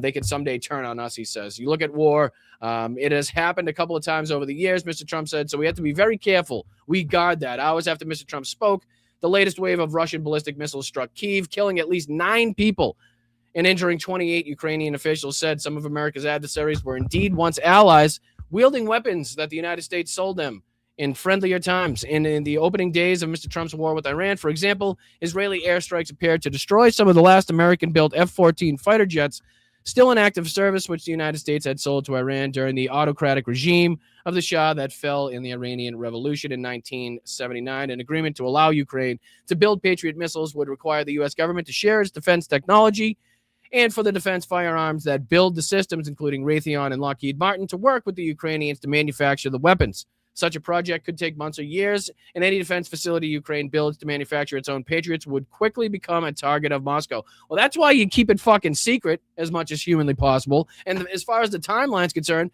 that's why you start working on this shit, thinking about this shit, and doing this shit fucking years ago. You don't wait till you're 5 years into the war. That's why this should have been done a long time ago. And to say, hey, this means that the United States government would have to share its defense technology, what the fuck do you think we're asking Ukraine to do? As far as drone technology and the way they've been able to implement and push the technology forward in this fight. That's exactly what they're doing and are willing to do, to share their defense technology, much like I had the opportunity to do on my first trip to Ukraine, on my first handover of vehicles. We had the distinct pleasure and opportunity to tour some of these factories that were making the components, making the drones, making the ground drones, making the, obviously the, the copter drones and every other drone you could think of. Like that was them opening up their doors to say, look at what we're doing. Look at our capabilities. Tell your fucking military, tell people that have money in your country to get involved in this, to start backing us financially. Like, this is the future. So to make it seem like, oh, geez, this is like all of a sudden, and it's not like you have to open the book for the Ukrainians on everything that we have in our military. You know what I mean? This is a very specific weapons platform, a very specific munition used for a very specific thing in very specific times against very specific opponents that have very specific capabilities. So it's fucking ridiculous to even phrase it like that, to put it like that, where, on the other side, we're desperate or should be desperate to have Ukraine share its military defense technology with us, considering how far behind we seem to be. We're still building fucking battleships.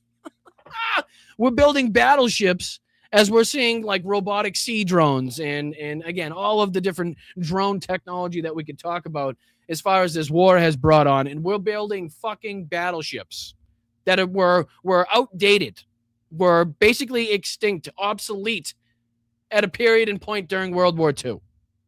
Right? You know what I mean? As soon as the fucking airplane started going, we could drop bombs. You know what we could do with this aircraft? And if we build bigger aircraft, we could put a shitload of bombs in them. As soon as that happened, and as soon as enough airplanes started taking off and enough aircraft carriers started fucking roaming the seas, them battleships, shit, done. Floating fucking target, big hunk of metal, that you're about to die in from a very much smaller plane or a very much smaller force in comparison to, you know, the giant main battle cannons that you have. Like, you know what I mean? Like, when's the last, you know, main battleship to main battleship fight that we've seen? I should be able to recollect this off the top of my brain as much. I'm sure it's floating around in there somewhere, but it's been quite some time. let's just reiterate. This says Trump, who held a closed-door meeting with Zelensky earlier this week, told the Financial Times on Thursday that he was not sure about allowing Kyiv to move forward with the plans to license the weapons. Mr. Zelensky, for his part, said that he and Mr. Trump discussed licenses for Patriot interceptor production and several other ideas that could help, continuing a mercurial pattern on the war in Ukraine, sometimes supportive of Ukraine's war effort and other times sympathetic to the position of Vladimir Putin of Russia. Mr. Trump appeared on Friday to criticize President Joseph Biden's efforts to arm Ukraine, even as he acknowledged that he himself had given weapons to the country. President Biden, unfortunately, gave a lot away, yada, yada, yada. I'm not going to recite his dumb propaganda. But yeah, that's the gist of the, you know, the reneging, again, the abandoning of the so-called commitment that he appeared to make while meeting with President Volodymyr Zelensky of Ukraine at one of those NATO side meetings. But, you know, taking all that into consideration, let's start listening to what the result of that is. The result of the United States no longer supporting to the degree that it once was, which I would consider not enough. Even at that point under Joe Biden, should have done a whole hell of a lot more, but we're not even doing that much. So let's see what that's actually led to as far as destruction and death and the lack of capabilities that Ukraine has, Kyiv in particular has, to defend its cities, which is much known, widely known to us and obviously to the Russians, and they are exploiting that. And obviously, like I said, had the unfortunate opportunity to live through this, to experience the problems that come about when you do not have enough Patriot or any interceptors to shoot down these ballistics and hypersonic missiles, which can do incredible fucking damage with no warning whatsoever. So last night, Ukraine intercepted just 5% of Russian missiles. 33 got through. That's a real problem. And this shortage in missile defense capability is arguably 33. I mean, just again, you don't have to. I mean, I've showed you. Let me see if I could pull it up real quick. I probably can't pull it up real quick, but let me see here. Can I view open folder? Do I view it online? Bear with me for just a second. But like I said, if you haven't seen any of the shows that I've done since I got back from Ukraine and haven't seen any of the videos or excuse me, the photos that I had. Let me see if I can pull this up. It's going to be in here somewhere. Photos. Yeah, let me throw this on the screen for you guys. Because I just to show you and give you an example of what a ballistic missile can do, right? Just what damage comes along with that. I mean, here's, again, just from inside one of the many Ukrainian businesses that were on this street. This, again, the street being with the one that the McDonald's was on. That has, again, been hit time and time again as a result of the Russians targeting this neighborhood. So you got that. I don't know if you guys noticed or saw this video that I posted or this picture from the video that I posted on social media. This building clearly just completely and totally destroyed, burnt out. Let's see here. There was this one. This one is directly across the street from the McDonald's. And again, this is the whole block. So as you can see here, the apartments, I'll get out of the way real quick. But these apartments on the lower right-hand side of your screen, or the building to the lower hand right side of your screen, that extends that whole block, that whole road, and that is completely and totally burnt out the entire way. So here's looking further down that street, and you can see, the burnt out remnants of the burnt out facade of that building there. There was this one you could see of the destruction.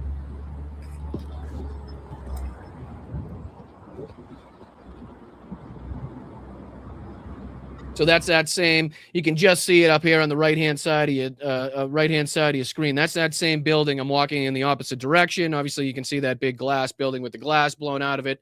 But that whole stretch right there has been repeatedly targeted by the Russians, and you can see just how much damage is caused. And you can see on the sidewalk. See the sidewalk, the like these are from like debris and shrapnel and chunks of fucking concrete and everything else flying off of these explosions. Just shows you the force of them.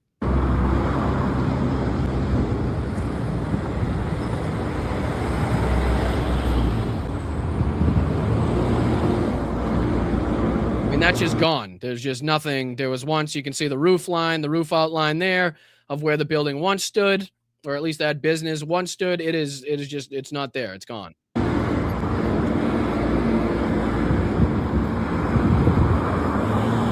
Same thing with this next building.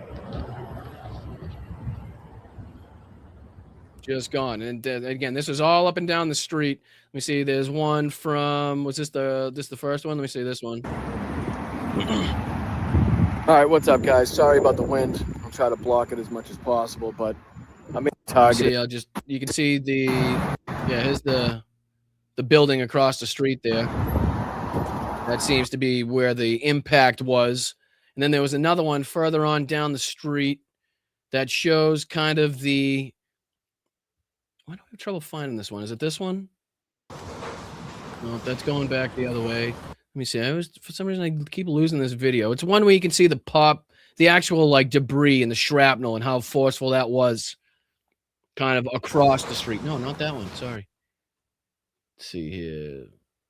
If you see like a yellow house with pop marks on it, stop me. Somehow I keep losing it. Oh, here it is right here. There's a good picture of it. Like that's just across the street. You can see actually in the reflection of the windows, the boarded up windows across the street. You know, if you look closely at the reflection in the windows there, I mean, these are all boarded up windows across the street. But look at the force. I mean, this one right here damn near goes into the building, which is what I reference in the video that I was looking for. I mean, you can not only that, but the fact that they're already rebuilding the sites is another whole aspect of this. That shows you just how like differently the Ukrainians treat this situation. Let me see. Is this not that one? Not this one? Sorry, I'm looking. I don't think it was before either. But anyways, you guys get the point as far as the destruction of one of these missiles. Never mind 33 in one event, 33 in one night getting through. Like that's just, again, like Preston says here, just unsustainable. Arguably the biggest challenge facing Ukraine today. I mean, while Ukrainian stocks of Patriot interceptors have decreased significantly, Russia has increased their missile production. They found a weakness and are exploiting it right now. Now, bottom line up front, this is not sustainable for Ukraine over the long term. They have to find a way to either increase their interception rate or decrease the Russian launches through a variety of means. But this is not a scenario Ukraine has been in, arguably, for the entire war. This is serious. Now, the Kyiv Independent, in talking about the attacks last night, said that at least 9 people have been killed and more than 30 injured. They say the attack gave residents only a few minutes warning before impact, leaving many trapped beneath the rubble of their homes. Russia's use of ballistic missiles meant those living in the capital had little time to take cover from the second. And again, speaking on that, it's like it really is. It's not, you're lucky if you get 3, 4, 5 minutes of warning. But it's and I talk about this in my interview with Philip Bittner as well, which I hope you'll all take a look at after this show is finished.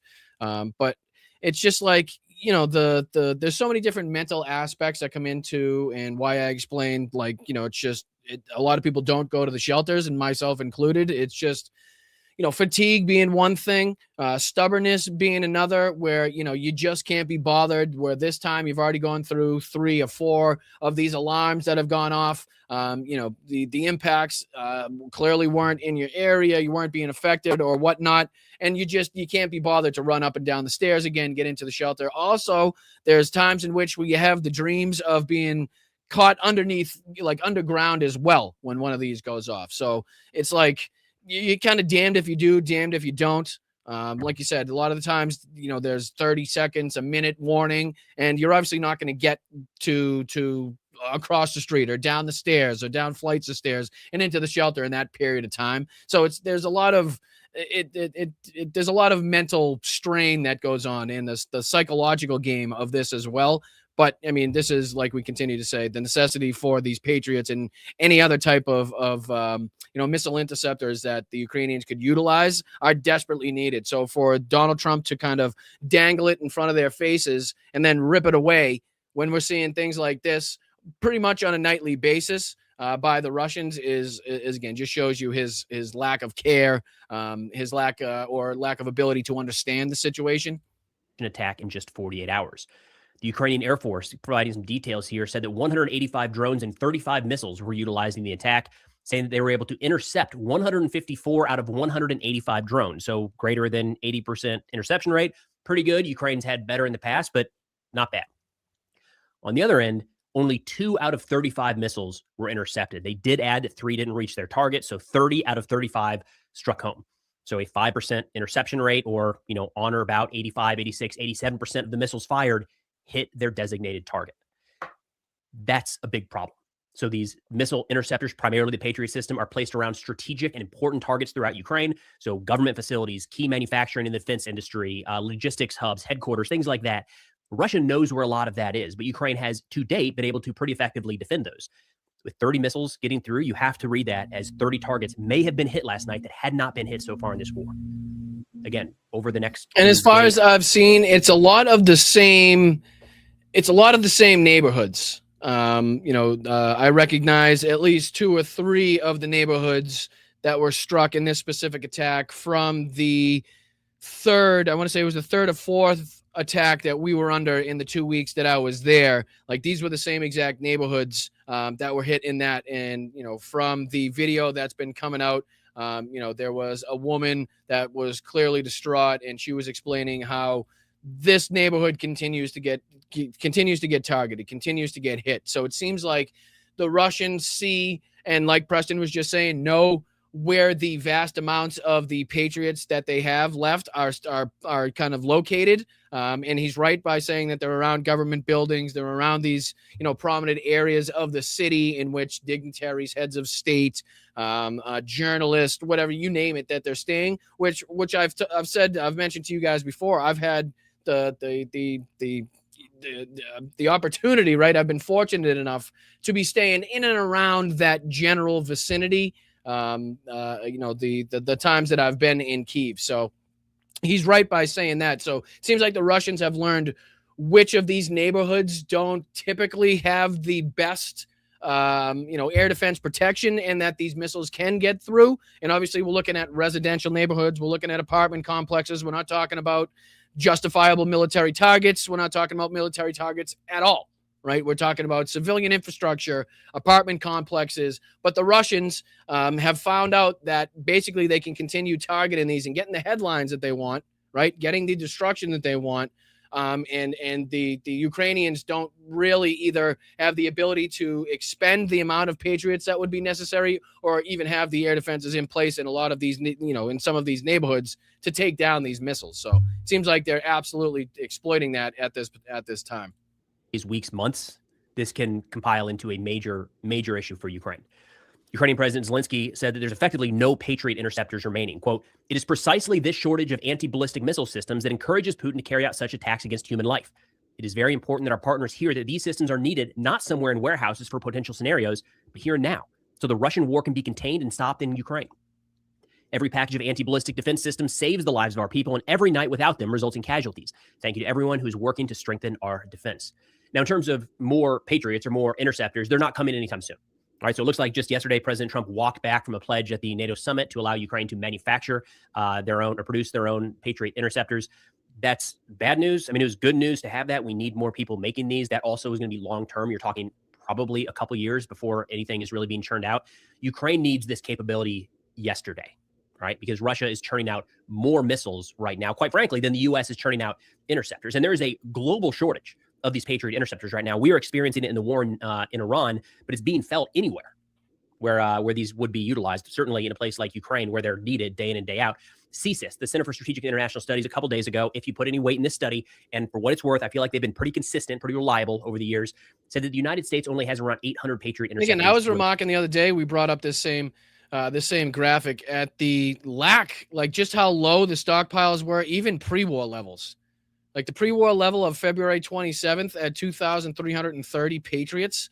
Like that's like, we're talking about the Iranians possibly having 1,000 left right now as far as missiles. That's not including Chinese. That's not including Russian. That's not including North Korean. Like the fact that we don't have several times the number of Patriots and THAADs comparable to the amount of missiles that any one of our enemies could put up at any given number, any given time was striking to me. So to see that even pre-war, we only had about 4, and these are expensive, right? Don't get me wrong. We're talking about multi-million-dollar defense packages and munitions here. So I understand that, but you would think with a 1.5 or 1 billion or 1.5, $1 trillion, $1 trillion budget or a $1.5 trillion budget, would be able to read the room and see kind of where the future was going and what munitions would be necessary and needed. But, like I said, kind of shocked at not only the pre-war levels, but obviously what we're down to now, somewhere in the vicinity of 800 Patriots and around 250 of the THAADs. The Patriots, as he explained last time, were the shorter range interceptors, THAAD being the longer range interceptors typically. Meaning, not great. For global threats, not great. So these additional interceptors certainly aren't coming from U.S. stockpiles anytime soon, and we take a long time to manufacture them. So again, Russia has identified a weak point here. They're exploiting it. The Institute for the Study of War, and this is an article from June 13th, so a little over a month old, said Russian forces are increasing. Isn't to say that there aren't other strategic ways to maybe not eliminate entirely Russia's ability to send up these ballistic missiles, but to at least some point degrade their abilities. So an active, air, missile, and drone campaign against the factories and facilities that put these together. If they can identify, the different wide-ranging components and where they're coming from, I'm sure, in different factories in different places in Russia. Like, there's a way for the Ukrainians to try to degrade this. It's going to be at a heavy cost, not only from their equipment, but obviously financially to invest a lot of the resources that are needed to do this above and beyond, obviously going after the oil infrastructure, going after the resupply down in Crimea, all of the other targeting that they're doing right now. So that's obviously going to be at an added cost, but it's better than not ever getting Patriots, and it's better than the 1 to 2 years, even if something were to get done right now. So there are different things and ways and tactics and way for the Ukrainians to hopefully at some point try to successfully degrade Russia's abilities. But at this point in time, Russia's exploiting a weakness. They've had the ability to pump out at least more than they were before of these missiles, hypersonic and these missiles that they're putting out as well.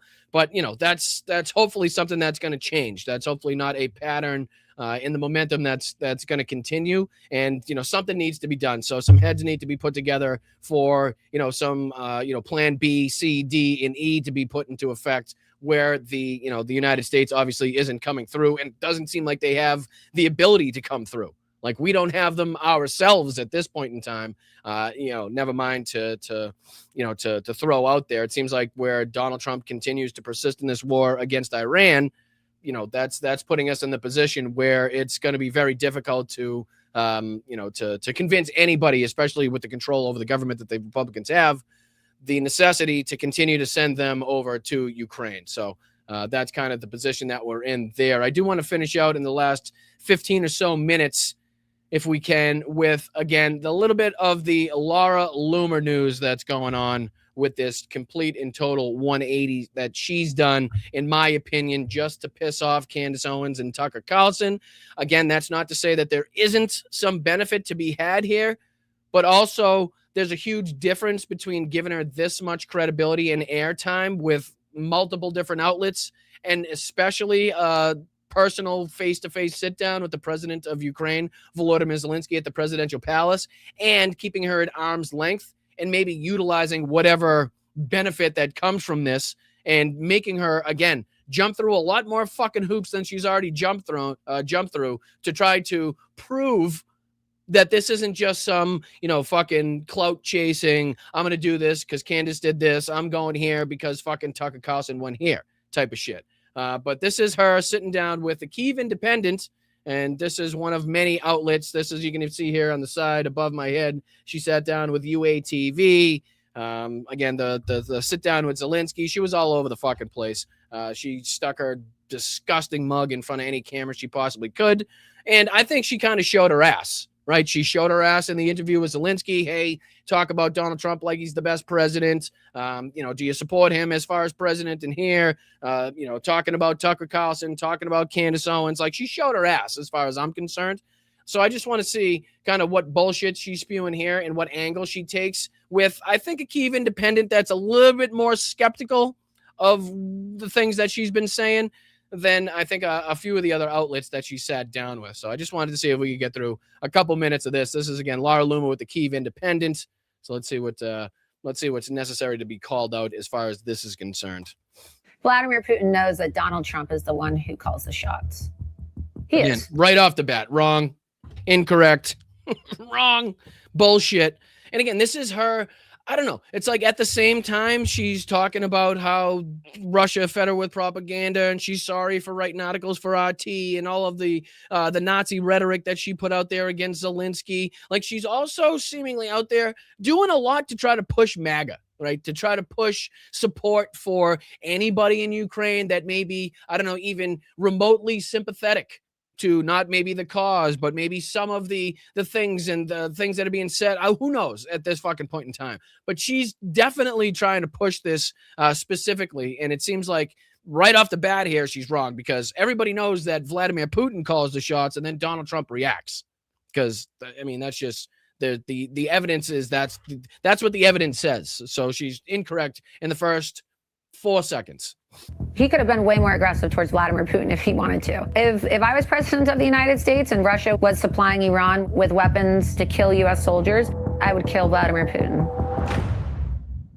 So doesn't that show Donald Trump's weakness? So you're saying if you were president and the same things that are happening right now were happening, you'd take that level of action. But Donald Trump hasn't done shit. Not only that, but he's glad-handing Vladimir Putin. He's glad-handing Xi Jinping, who are both directly responsible for helping, enemies of ours, being directly enemies themselves, helping to kill U.S. servicemen and women, to target our U.S. bases, right? Again, does she not recognize that she basically just called Donald Trump a big fucking pussy for not putting so much pressure on Vladimir Putin, even though that's exactly what's taking place as far as the cooperation between Iran, China, Russia, all of these bad actors, North Korea?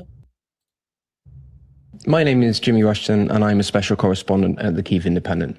I'm recording this after our interview with Laura Loomer in Kyiv. Loomer is a controversial but prominent figure in US conservative politics, and someone President Donald Trump himself is known to pay close attention to. She has previously written for Russian state media, spread Russian narratives about Ukraine and Ukrainian President Volodymyr Zelensky, and heavily opposed all US aid to Ukraine. She now herself admits that she, like many others on the conservative right, was duped by Russian propaganda. After spending a week in Ukraine, she is now advocating for military aid to Kyiv and for tougher sanctions on Russia. She also suggested that President Trump himself visit Kyiv. We believe this radical shift is newsworthy and it warrants further scrutiny. As such, when we were offered an interview without preconditions or advance sight of any... I think that's a good way to put it. It's newsworthy and requires further scrutiny, right? It's not giving her too much credit. It's not lending her too much credibility. It's not fucking erasing anything that she said or done previously, right? It's none of that. It's saying it's newsworthy. She's got a following. She's close to the president of the United States. She's now making this huge flip. That's newsworthy, but it definitely requires a further discussion. We definitely have some more fucking layers to this onion to peel apart before any conclusion is made, right? Before we get any, before we start fucking, doing any applauding or saying there's any benefit to come from this. questions, we believed it was in the public interest to conduct it. If you believe independent journalism from wartime Ukraine matters, you can support the Kyiv Independent by joining our community for the price of a cup of coffee. We are an audience-funded media outlet, and we can only continue this work thanks to viewers like you. Join us by following the link in the description below. And if I could utilize this time in this break to ask you to please hit that like button, the thumbs up, whatever it may be on the respective platform that you're watching on. If you could subscribe, follow, whatever it may be, again, on the respective platform that you're watching on, that would be fantastic. We're trying to get to 25,000 subscribers before midterm elections. Again, we want the most weight behind our punches I think we punch well above our weight class as it is. But again, the more, more subscribers you have, the more people and the more eyes on, again, more people get the opportunity to see the opinions, the facts, and obviously the reality of the situation that we continue to point out here at Blunt Politics. And obviously, more people get to see the awesome things that this community is responsible for and capable of. So a big shout out to you guys. Couldn't possibly be more grateful, couldn't possibly appreciate you guys more. Very grateful for the relationships that I've made along the way with the handovers. It really is a fantastic community to be a part of, not only the Blunt Politics community, but all of the humanitarians out there that are willing to put themselves in harm's way, put their lives on hold, put their businesses on hold, to get out there and really be hands-on, to get their feet on Ukrainian soil and to show the military and the people of Ukraine that they're willing to stand behind them, and will continue to stand not only behind them but side by side in this fight. So again, this is Laura Loomer on with the Kyiv Independent. Been in Ukraine for a little over a week now. You experienced your first ballistic missile attack a couple of nights ago, and you've just gotten back from Kharkiv. So can you tell me how your impressions have changed of this country since you've arrived? I've been very honest from the beginning. I was always very anti-Ukraine. I was against sending U.S. tax dollars to Ukraine. Ukraine, for some reason, became a very polarized political issue. Usually warfare or foreign policy isn't necessarily polarized. It's a national issue. But for some reason, we've seen. Speaking of polarized, do you think she could get a bigger fucking star around her neck? Surprised she doesn't have scoliosis. The issue of Ukraine kind of got attached to the Democrats, and it became this Democrat Party talking point, the Democrats and rhinos. And so, I'm obviously a MAGA conservative Republican, and it was very unpopular for MAGA conservative Republicans to support Ukraine. It didn't really. Again, are you going to explain why and how stupid that was? Right? I mean, it's ridiculous to think it's a Democratic policy or like a Democratic fucking piece of legislation, a thing that it's only Democratic to, again, uphold and want to defend democracy, wanted to support a sovereign nation that's been attacked by a neighbor, again, an ally that was forced to give up their nuclear stockpile in the Budapest Memorandum, in the promise that we, the United States, would come to their aid if, in fact, this exact fucking thing ever happened. Look, how is that a partisan thing? You know what I mean? Like, again, I'm just saying, it seems like she's got a clear agenda. There's an agenda attached to this. Not to say that there's nothing that we can't benefit from or to utilize, but there's a fucking agenda attached to this, okay? I don't trust her as far as I can fucking throw her. She needs to be watched like a goddamn hawk, like the hawk face that she has. She should be watched. And again, she should be kept at arm's length, fucking double arm's length. Find somebody with the world's longest arms, and that's the length. That's the length.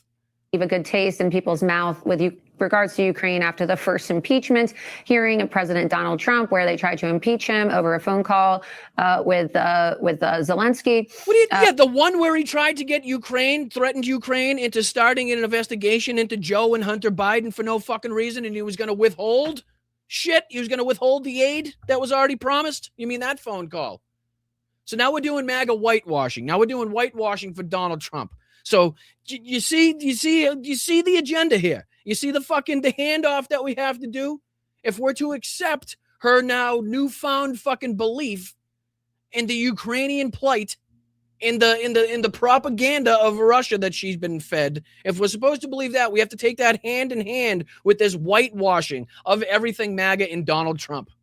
I'm not fucking buying it. Okay, not fucking buying it. Big difference between watching from afar what she puts on True Social or what she puts on fucking Twitter and maybe able to convince a couple of the schmucks, the fucking absolute degenerates that watch this fucking psychopathic clown on a weekly basis. Maybe she can change a few minds, but I don't know if that deserves or is deserving of a fucking presidential sit down at the palace, or again, the media tour and the applause and the recognition that she's been getting. Okay, let's be fucking honest here. Talking about let's be honest. Talking about allegedly Joe Biden and Not allegedly. What do you mean allegedly? What's this fucking allegedly shit? He said he wanted them to start an investigation. Hey, wink, wink, nudge, nudge. Let me send Rudy Giuliani over there. Starting a fucking investigation, or you're not getting this shit. Generalized, paraphrasing, of course. But in the grand scheme of things, that was the gist.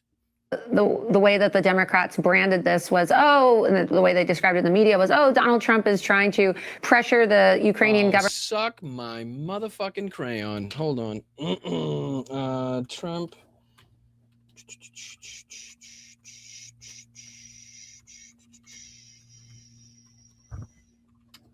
Wait a second. Okay, let's see here. Do they have a transcript of it? Let me throw this on your screen. This is the 2019 Trump-Zelensky phone call. July 25th, 2019, U.S. President Trump and Ukrainian President Volodymyr Zelensky had a telephone call wherein they discussed a proposed ceasefire for the Russo-Ukrainian war. The ceasefire brokered between Russian President Vladimir Putin and Zelensky was put together by French President Emmanuel Macron. Is this the one that I'm thinking about? In 2014, Russia annexed Crimea. On December 29th, Russia fired controversy. And Zelensky had a phone call conversation agreement to the U.S. President Trump. Trump mentioned criticism of Germany and Europe. Yes, you are absolutely right. Not only 100%, but actually 1,000%. I can tell you following. I did talk to Angela Merkel. The transcript was later declassified on Trump on September 25th, 2019. The part of the conversation mentioned by Zelensky in 2025, Trump-Zelensky meeting for the proposed 2025 ceasefire for explained military conflict due to Russia's invasion of Ukraine. I don't think that's the one that I'm talking about. I would like you to do us a favor because our country has been through a lot and Ukraine knows a lot about it. I would like you to find, here it is right here. I would like you to do us a favor because our country has been through a lot and Ukraine knows a lot about it. I would like you to find out what happened with this whole situation with Ukraine. They say crowd strike. I guess you have one of your own wealthy people, the server, that say Ukraine has it. There are a lot of things that went on in the whole situation. They later reported that it was a conspiracy claiming that the prior Ukrainian government had used cybersecurity company CrowdStrike. Let's see here. The call transcript was reconstructed from the original call by means of the voice recognition software. There were ellipses of the White House transcript due to what could be words that had trailed off or were inaudible. However, a White House official could later state in testimony, impeachment investigators, that some words and phrases were deliberately left out. According to testimony, what was deliberately removed was the following: Trump asking the existence of recordings of former Vice President Joe Biden, the political opponent to Trump at the time. Zelensky mentioning Burisma Holdings, a Ukrainian energy company that had employed Biden's son Hunter as a board member of the corporation. The first impeachment of Donald Trump was initiated due to the appearance of the withholding military aid as means of pressuring Zelensky to pursue investigation of Joe Biden and his son Hunter. So again, when Laura Loomer tries to whitewash this, you guys can all now, accurately recall and remember what really happened as far as that's concerned. Government into investigating Hunter Biden so that, we could get dirt on Joe Biden for the election. That's right. Completely made the story up, as Donald Trump says. Completely made the story up, huh? Just completely made up. No truth to it whatsoever. Was a perfectly good phone call, and then he was acquitted. He wasn't found guilty, and so he was fucking impeached.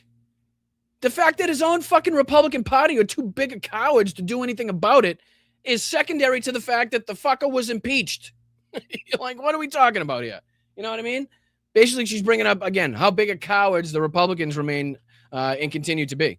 People watched that and they kind of attached Ukraine to the Democrats, and they thought that Ukraine was used as a slush fund, kind of like a piggy bank for the Democrat Party. People started to... It's because of the Russian shit that you were spewing. It's because of the propaganda with the bio labs. It's because of the fucking denazification. It's because of the this, that, and the other thing, and the encroachment on Russian territory by NATO. Like, it's all the shit that you were pushing out there that inevitably made this this partisan fucking thing, right? All of the backlash and all of the response that came from just the involvement of Volodymyr Zelensky and the fact that Trump was on the phone with Ukraine at the time he decided to threaten them in opening an investigation against his political opponents. Like, that's where you guys took and ran the whole, okay, well, anything that Russia says now, because it's hurting Donald Trump and Ukraine's involved, let's now go out there. We support Russia. Yep, that's good. We support Russia. They're white. They hate gay people, all this other shit that we can get along with. Like, yeah, we should support them anyway. Maybe Ukraine is all Nazis. This is what you were pushing when you were writing for RT. Like, what? She's now all like, I don't know. Maybe it's because of the phone call and the media. It's like, no, it's because your fucking gross face was out there spewing the bullshit. What are you talking about? Ukraine is the place where billions of our taxpayer dollars were sent. And then this this theory, whether it's a conspiracy theory or not, spread very rapidly in the United States. That whether it's a conspiracy theory or not, like you see what's going on here, right? I hope you guys it's clear. The way that the Democrats were getting elected was that the billions of dollars of taxpayer money was being sent to Ukraine, and then it was being sent back to the United States to support the campaigns of Democrat politicians. I'm sure you've heard this before. A lot of what you're saying, you've admitted, has been at least propagated by Russian, the Russian government, RT, various covert influence campaigns in the US, for example, Tenet Media, which paid a lot of conservative influence. Yeah, conservative influence. Yeah, that's actually surprising. Hold on, let me see if I can find this real quick, because another one of those members involved with Tenet actually did a little bit of a reversal too. Let's see if I can pull this up real quick, and I'll get you guys out of here in just a couple minutes. Let's see here. Remember when Tim Pool said this? This was Tim Pool. Remember when he said this type of shit? He was saying this shit, guys? They know it. But I don't know that it matters anymore. This is psychotic. Ukraine is the enemy of this country. Ukraine is our enemy, being funded by the Democrats. I will stress this again. One of the greatest enemies of our nation right now is Ukraine. Geez, I wonder why this turned into like a partisan thing. I don't know. It's like my buddy Tim Pool and the same shit that I was saying out there. But not too long ago, I think Tim Pool, and I don't know, hopefully I'll be able to see it and be able to pull it up. But he had a post apparently the other day about Ukraine, and it was a lot more supportive, apparently. It was a lot more supportive. So a lot of people now recognizing that Tim Pool, Mr. Tenet Media, has apparently had to do, was it this one right here? I think it was this one. Ukraine has been fighting for their very existence against an evil dictator. I see now the importance of the Ukrainian victory against Russia. I hope Trump and the people of the United States will lend their support. That was 7/23/26. So that's kind of where we are now. Tim Pool saying that Ukraine was the enemy of the world, our biggest and greatest enemy, to now all of a sudden, now that like he's, again, I think he's on the opposite side of the Tucker and the Candace shit, now is like, standing at, Laura Loomer's hip in this situation. Yeah, here it is right here. This is his actual, this is the actual post. 6 million views, supposedly, on Twitter.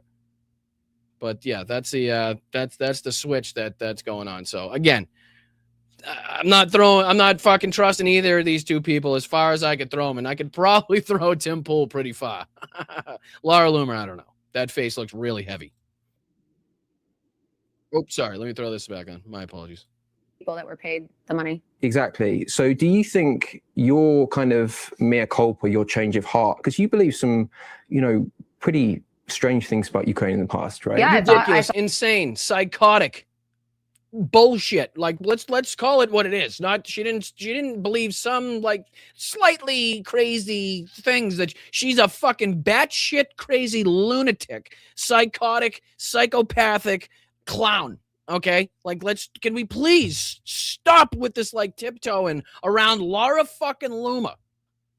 Sorry, not fucking sorry, okay? Stick her in the fucking abyss of Twitter if she can change some fucking minds and we can utilize some of the shit that she's saying, and if she can fucking go back to Trump and be like, hey, maybe some Russian sanctions, maybe more Russian sanctions we should do, great. Like the death of Lindsey Graham and the fact that he wanted more Russians, like I'll use that, I'll use it. I'm not fucking inviting Lindsey Graham's corpse in for an interview anytime soon, right? I'm not forgetting the shit that Lindsey Graham was responsible for anytime soon, but I'll fucking, and he's probably in that too, doing the same thing. But you can use some of the shit without giving them the airtime and like the ability, the free space to maneuver, let's say, that Laura Loomer has been afforded here. Thought your president was a fake Jew. Various covert influence campaigns in the US, for example, Tenet Media, which paid a lot of conservative influence. Yeah, conservative influencers, $10 million. I mean, I know a lot of the people that were paid the money. Exactly. So do you think your kind of mea culpa, your change of heart, because you believe some, pretty strange things about Ukraine in the past, right? Yeah, I thought your president was a fake Jew, right? I said, oh my God, how can any Jew support Nazis? And obviously I'm Jewish. And I bought this in Ukraine. So it's proof that it's not a country full.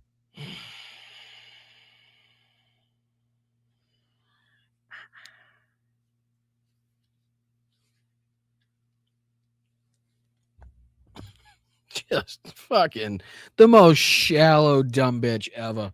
You know what I mean? I bought this on this right there. So this must prove. This has got to prove, right? Like, not that obviously I'm in any way, shape, or form of believing the bullshit that they were spewing, but I mean, come on. Come on.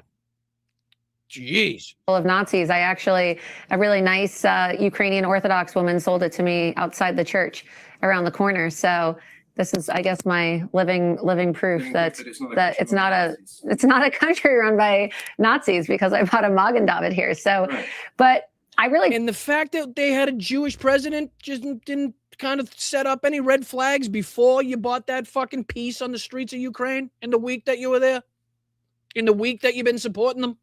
Like, unfucking real. Did believe these things. And looking back, I really probably should have had some better judgment. But, you know, people have to understand that. I should have had some better judgment. I thought Zelensky was a fake Jew. I thought all Ukrainians were Nazis. Like, hello? You thought that Russia was the good guys. You should have had better judgment. See this guy? Like, I ain't buying it. I'm not buying it. Sorry. Ain't fucking floating with me, sister. Not a fucking chance. Political dynamic in the United States, because some people may think, well, this doesn't make any sense at all. I have no idea. It doesn't at all. Not a moment. Well, it does. It does. If you look at Tucker Carlson, if you look at Candace Owens and the airtime that they've been getting and the jealousy that you have with it, does make sense. Your agenda for MAGA, and maybe, hey, getting the Ukrainian people maybe more on side with like the MAGA. Maybe we could infiltrate MAGA more inside, which again, you'll hear Philip Bittner say many, many times over that, you know, the MAGA mentality is the last thing that needs to be fucking infiltrated, that needs to be exported over there, especially now. You know what I mean? It's the last thing. How she could believe these things. This just sounds ridiculous. She's making it up. There was some Kremlin propagandist who pretends to be Ukrainian, who is on social media, who spread a conspiracy theory saying that I was paid $2 million by the Ukrainian, I'm sure you've seen it, $2 million by the Ukrainian government. And then your Center for Disinformation that I visited told me that they've identified this individual as somebody who's like actually paid by the Kremlin. And so Tim Pool? Benny Johnson. No? Was that close? Was that close? The Russians are very good at pushing out conspiracy theories, pushing out propaganda. And there's already people now in America that are commenting under my posts, oh, you're a sellout. I'm unfollowing you because you're paid $2 million by the Ukrainian government. I was not paid by anybody to come here. You were at the McDonald's in Lukyanivka, which is, you know, been heavily bombed. That area has been absolutely smashed by Russian ballistic missiles. The only defense that Ukraine has against those ballistic missiles are American-made PAC-3 Patriots. And I saw on X that you were advocating for more Patriot PAC-3s to be sent to Ukraine. And that's a massive change from where you were before. And would you support President Trump bringing a new supplemental aid bill to supply Ukraine with these weapons that they desperately need to protect their city? And again, if this doesn't show that she doesn't have the fucking persuasion, like maybe she's not as close to the fucking president, maybe she's just good for one thing when it comes to President Trump, and she's not really being listened to. Like if she's such a big fucking advocate for sending Ukraine more patriots, why all of a sudden is Donald Trump reversing course now after she's seen everything that she's seen about the licensing for the Patriot missiles? Is it because she hasn't been on Air Force One since? Maybe she needs some more, she needs some more Mile High Club time with the president. I'm not sure. But if she had that much influence, if she had the president's ear like everybody thinks that she does, and maybe we could use this to get a message across to Donald Trump and maybe get him to see the light. Meanwhile, he's a fucking dementia-riddled, child at this point. So it doesn't matter what point you get across to them. It's not going to fucking be accepted the way that you want it to be accepted. Like, I don't know. The whole thing is just, I don't like it. Here's a problem, right? So there's a difference between what we would like and what's realistic. Now, one of the reasons why the Ukraine issue became such a heated political topic in the United States. Because of fucking people like you. Because your bitch ass, because of Tim Pool, his bitch ass, because of Benny Johnson and his bitch ass, because of all you guys. That's why. So you're talking about the problems that you've fucking created right now. That's what she's talking about. And she's still trying to whitewash the shit. Like, I don't know how this happened. Like, oh my God, who the hell would have believed all this shit? Like, you wrote for fucking RT, bitch. What are you talking about? You fucking horse face, moose face bitch. I can't stand. All right, I'm done with it. I've heard enough. At some point, I thought, maybe, hey, fucking. No, I didn't. I lied. I didn't think that for 1 second. But I appreciate you guys. Very much appreciate you for sticking with me on today's show. I know a lot of people may be the first time that you've seen or been back to the live stream since I got back from Ukraine. If so, thank you guys so much for taking the time out of your day. If you can hit that like button on the way out, subscribe to the channel on the way out, that would be fantastic. If not, please stick around so we can thank everybody who sent in a Venmo. Venmo's right here up in the corner, $1 or $2. That's all we ask for. Anything above and beyond that's totally up to you guys. Not going to stand any way if you think we're deserving of more than that. But if everybody just sent in a $1 or $2 that watches this, that is in passing, checking out the stream, it would go a long, long way in making sure that we can continue to keep the lights on, keep the equipment going, get our better, things to make it a better production for you guys. So let's see if we can thank some people on the Venmo. You can sign up for a YouTube membership just underneath me. You can sign up at Patreon at patreon.com/BostonBrian. You can go to bostonbrian.com. Check out all the links there to my social media sites. There's also the link for the merch site as well. So we're an independent channel. We don't take any money from any backers, outside sources. We don't sell you any bullshit, any green juices, mattresses that I got in the mail last night. But I'm going to tell you, changed my life, made me the most healthy person ever, or changed my sleep, whatever the fuck. None of that's going on. No commercials during the live stream. All with your help here. Fan-funded generosity, appreciation, whatever you want to call it. If you see some value in the show, if you find yourself coming back, if you like the chat and you can send in or spare $1 or $2, please put it in the chat as a super sticker, super chat, Venmo. You can sign up for a YouTube membership. You can gift those memberships. Again, we have fantastic knickknacks and souvenirs that are going to be sent out to some random fans, both in the YouTube membership category and in the Patreon category. So still time to get your name involved in that. So what do you say we get into thanking some people on the Venmo side of things? Say thank you to you guys for keeping this show running. Let's see here. First up tonight was going to be Roger. Thank you, Roger C. Very much appreciate you and Karen for everything you continue to do for this show. The President of the United States is a liar and a felon, and that is absolutely goddamn correct. So I appreciate the both of you. Hope you have a wonderful, wonderful rest of your weekend. Thank you so much to Donna D. Very much appreciate the $5 you sent over on Venmo. She sent news. Thank you very much with the Ukraine colored hearts. I see that. So very much appreciate that, Donna. Hope you have a wonderful rest of your Sunday.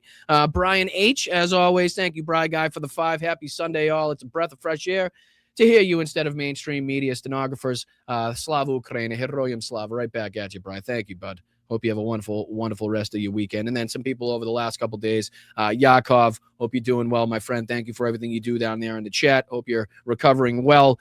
Thank you to Dame Dog. Very much appreciate you and everything that you do. Geneva, awesome. Can't thank you enough for everything you've done over the last, several months of being here and being a viewer of the show. Probably longer than that. I don't want to discount or discredit, your involvement here. And then Brian H. again. Thank you to Suzanne, Kathy, John. Who else here? Who else am I missing? I feel like I'm missing a couple people. And there was also, thank you, Ricky. Ricky just sent in 10 just because with a hug and a heart. Thank you, Ricky. Very much appreciate that. You guys are unbelievable. Thank you, Tom and Victoria. That's somebody that I was missing. Very much appreciate you guys and everything that you do for this channel. So like I said, the Venmo's up here in the corner. Typically the easiest and quickest way to get your $1 or $2 over to the channel without the interference of YouTube and other things like that. So again, not to discount any other way to do it. I appreciate every single way that you guys can utilize. So thank you to Bridget starting it off here on the YouTube thing, YouTube side of things. Much appreciated for you, Bridget, for being a member for 15 months. Happy you're back home safe and sound, Brian. Much, much appreciated. I'll be posting different videos from like the handover and stuff, like I said, because of OPSEC. Just wanted to make sure that I had let enough time expire or in between all of these things where obviously I wasn't putting anybody in jeopardy. So I'll be putting out different pictures, videos, things that I experienced on my travels in Europe and in around Ukraine and stuff like that. So if you see that, again, just know that it had to be kind of delayed a little bit as far as operational security was concerned. And again, making sure that everything was done and done right before anything was put out there on social media. So thank you so much to Bridget. Much appreciated. Thank you to Ninang. Let's go, Ninang. How are you? Good to see you. I retired from 34 years as a nurse in New York City as of August 1st. Oh, let's go. Congratulations. Do I have a cheer? Do I have a cheer button in here? I don't know. Hold on. Let me see if I I got a cheer. Applause. Yeah, let's get an applause. Oh shit. Hold on. I got to get rid of one. Let's see. Should I get rid of this one? Yeah, we can get rid of that one. Just delete that one. Just bear with me, Jeanine. We're going to add this one. We're going to add this one because you deserve it. And let's see if it works. Let's go. Again. W's in the chat for Jeanine. Thank you so much. Not only for your service for 34 years as a nurse in New York City. Congratulations on your retirement. I hope you have the most relaxing, rewarding, and best time ever now that you are in the midst of retirement, or in the beginnings of retirement, I should say. But thank you so much for your service. W's in the chat for Jeanine. Let's fucking go. Here's $10 because you're all stuck with me. Well, and again, that's the other part of the thank you. Thank you so much for your contributions in being here as part of this community. It really, really, really is appreciated. So one more time, thank you, Jeanine. Congratulations, and thank you for your service. Let's go. W's in the chat, Jeanine. Much appreciated. Who else we got? We got Wayno next. Let's go, Wayno. 24 months, 2 years. Let's go, Wayno. You fucking saint, you. Slava Ukraini. Heroyam Slava. Right back at you, Wayno. And again, I apologize to bring everybody, or not bring everybody, but to have to go through obviously the negative aspects of what Ukraine is facing and the plight that they're facing. Not sorry, but I don't mean to bring bring the atmosphere down, but it's very important to continue to stay based in reality, right? Not just talking about the wild berries, not just talking about Crimea, not just talking about the oil refineries and the gas shortages and the benefit and the good things that are going on for Ukraine, but to keep everybody level-headed, recognizing obviously the dangers that continue to be faced, the areas that are lacking, the people that are obviously still being killed on a nightly basis almost. Definitely if you're talking about Kyiv and in other areas outside of the city as well. So I hope you recognize that we're not doing the sugarcoating. This isn't propaganda. I'm not trying to keep hidden the dangers that Ukraine is under, or the negative aspects of what's going on. Like, none of that. So I hope that that's at least seen and felt by you guys. So thank you, Wayno. Heroyam Slava, one more time for you, my brother. Thank you to Ricky for the 10 gifted memberships. Much appreciated to you guys. Can't thank you guys enough. Really still don't understand the jewels, but thank you guys for all of the different jewel sending. Obviously the gifts, the membership gifting as well. Thank you, Ricky, one more time for the 550. Thank you to let's see, Date Raider. Date Raider. I'm going to say D8 TR8R. Thank you very much for the 200 jewels. Jamming, much appreciated. I think there's like an animation that's associated with these that I'm missing. I apologize, but I don't think I get to see the animation that you guys see. So much appreciated. Sorry for butchering, whatever clever name I'm sure you came up with. I'm just not seeing it at this point, but much appreciated. Thank you so much for the jewels. Thank you to Ricky for being here for 27 months. Let's go. I'm back. Took some mental health time. Back to my crazy self. Love you all. Well, that is, again, let's go with the, you guys, you deserve it. Let's go. Taking some time for your mental health is something that I always advocate for, whether you're, you're talking about a walk of the dog, reading a book, doing some yoga, hitting a concert, going to a sporting event, whatever it may be for you individually, or if it's like an extended period of time. Do what needs to be done so that you guys can come ready, able, and willing to fight when midterm starts getting closer and closer, because we're going to be speaking more about, different candidates around the country, different races that are going on. So we want you there to be able to kind of not only take the punches, but to give the punches as well. So Ricky, good to have you back. Good to see you. Hope you're feeling well. Thank you so much for everything. David Weiss, let's go. A spoonful of ice cream helps the whiskey go down. You know what? I don't remember that scene quite in Mary Poppins. I think it was something different, but I will accept it. I will accept it because I am a sucker for ice cream, and God knows as an Irishman, the whiskey is, you don't have to force it upon me, let's just say. So David, thank you so much for the 3. Very much appreciate you. Thank you to Deb. Thank you to Deb. Thank you to Billy Souls for the jewels. Thank you for the 2 jewels from Deb. Thank you to the 2 jewels from Billy Souls. Thank you to the 6767. You're going to get me to do this every time now. Billy Souls, thank you, brother. Appreciate you. Billy Souls again was 750. Let him cook. Let him cook. You're cooking, Billy. Appreciate you, dude. Thank you so much. Shifty Lincoln, right behind Billy there. Dude's large intestine hung outside his body like a sausage, causing sausage casing. He was so used to. Fuck me.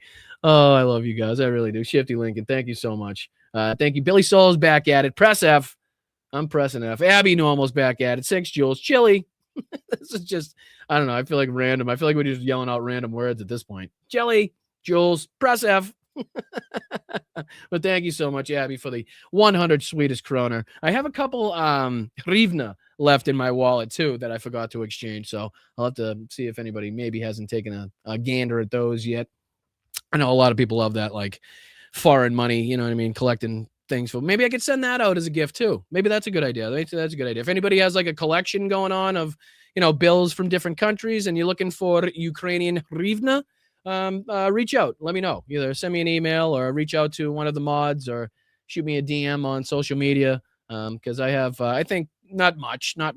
I think it's like 300 hryvnia, which is like, I don't know, $3 maybe, something like that. Again, I never really got the conversion rate down, but you know, let me know in the chat. I'm sure you guys know. But thank you, Abby. Hope you're having a great day. Thank you to Wes for the Ray Bork. As always, let's go. Our power is in our vote. Absolutely, Wes. Thank you so much for being here and everything you've done for this channel. Thank you to John McDonough, Fox News saying washing orange shit stain, Herr Mueller still pushing NSPM to 7.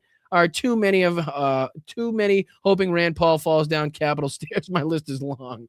Well, again, we second all of that stuff, John. I appreciate you and your support of the channel. Hold on. I'm being requested. Oh, all right. I thought sorry. All right. Just making sure I didn't miss anything. So thank you to John. Very much appreciate you and your 5, man. Always great to see you in the chat.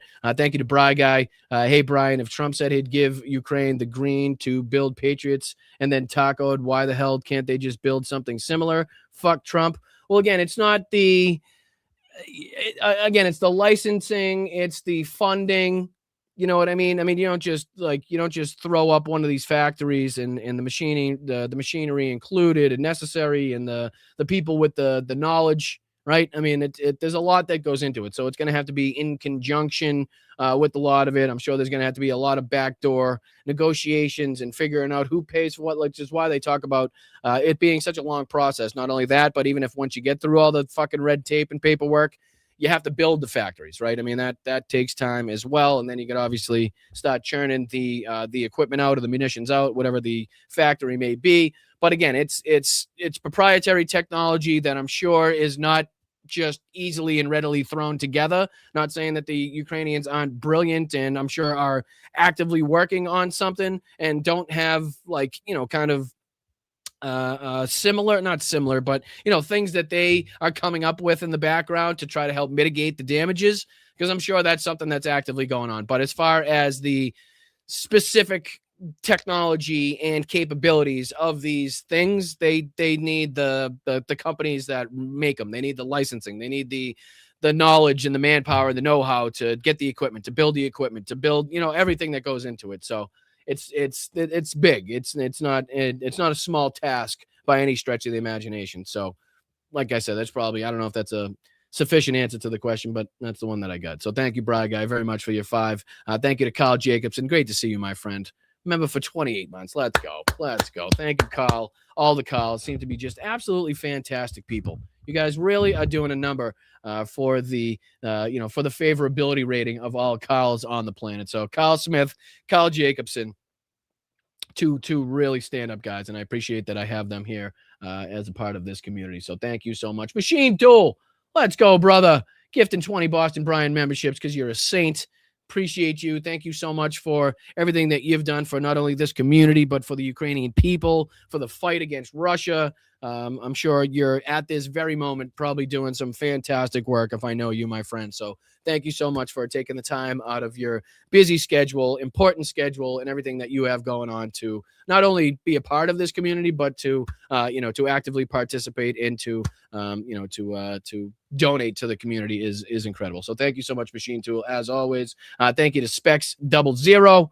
Let's go for the $2 for doing the good work. Much appreciated. Thank you so much for the recognition. Thank you so much for being here as well. Minnie Mouse hitting the 200 joules, jamming at the same time. We got Specs again in the house. I appreciate and probably like use. What do we got? Some My Cousin Vinny in the house. The 2 Utes. No, I appreciate you guys. Thank you so much. Thank you to Ricky as well for the 350 joules and a finger hot. Grams, let's go.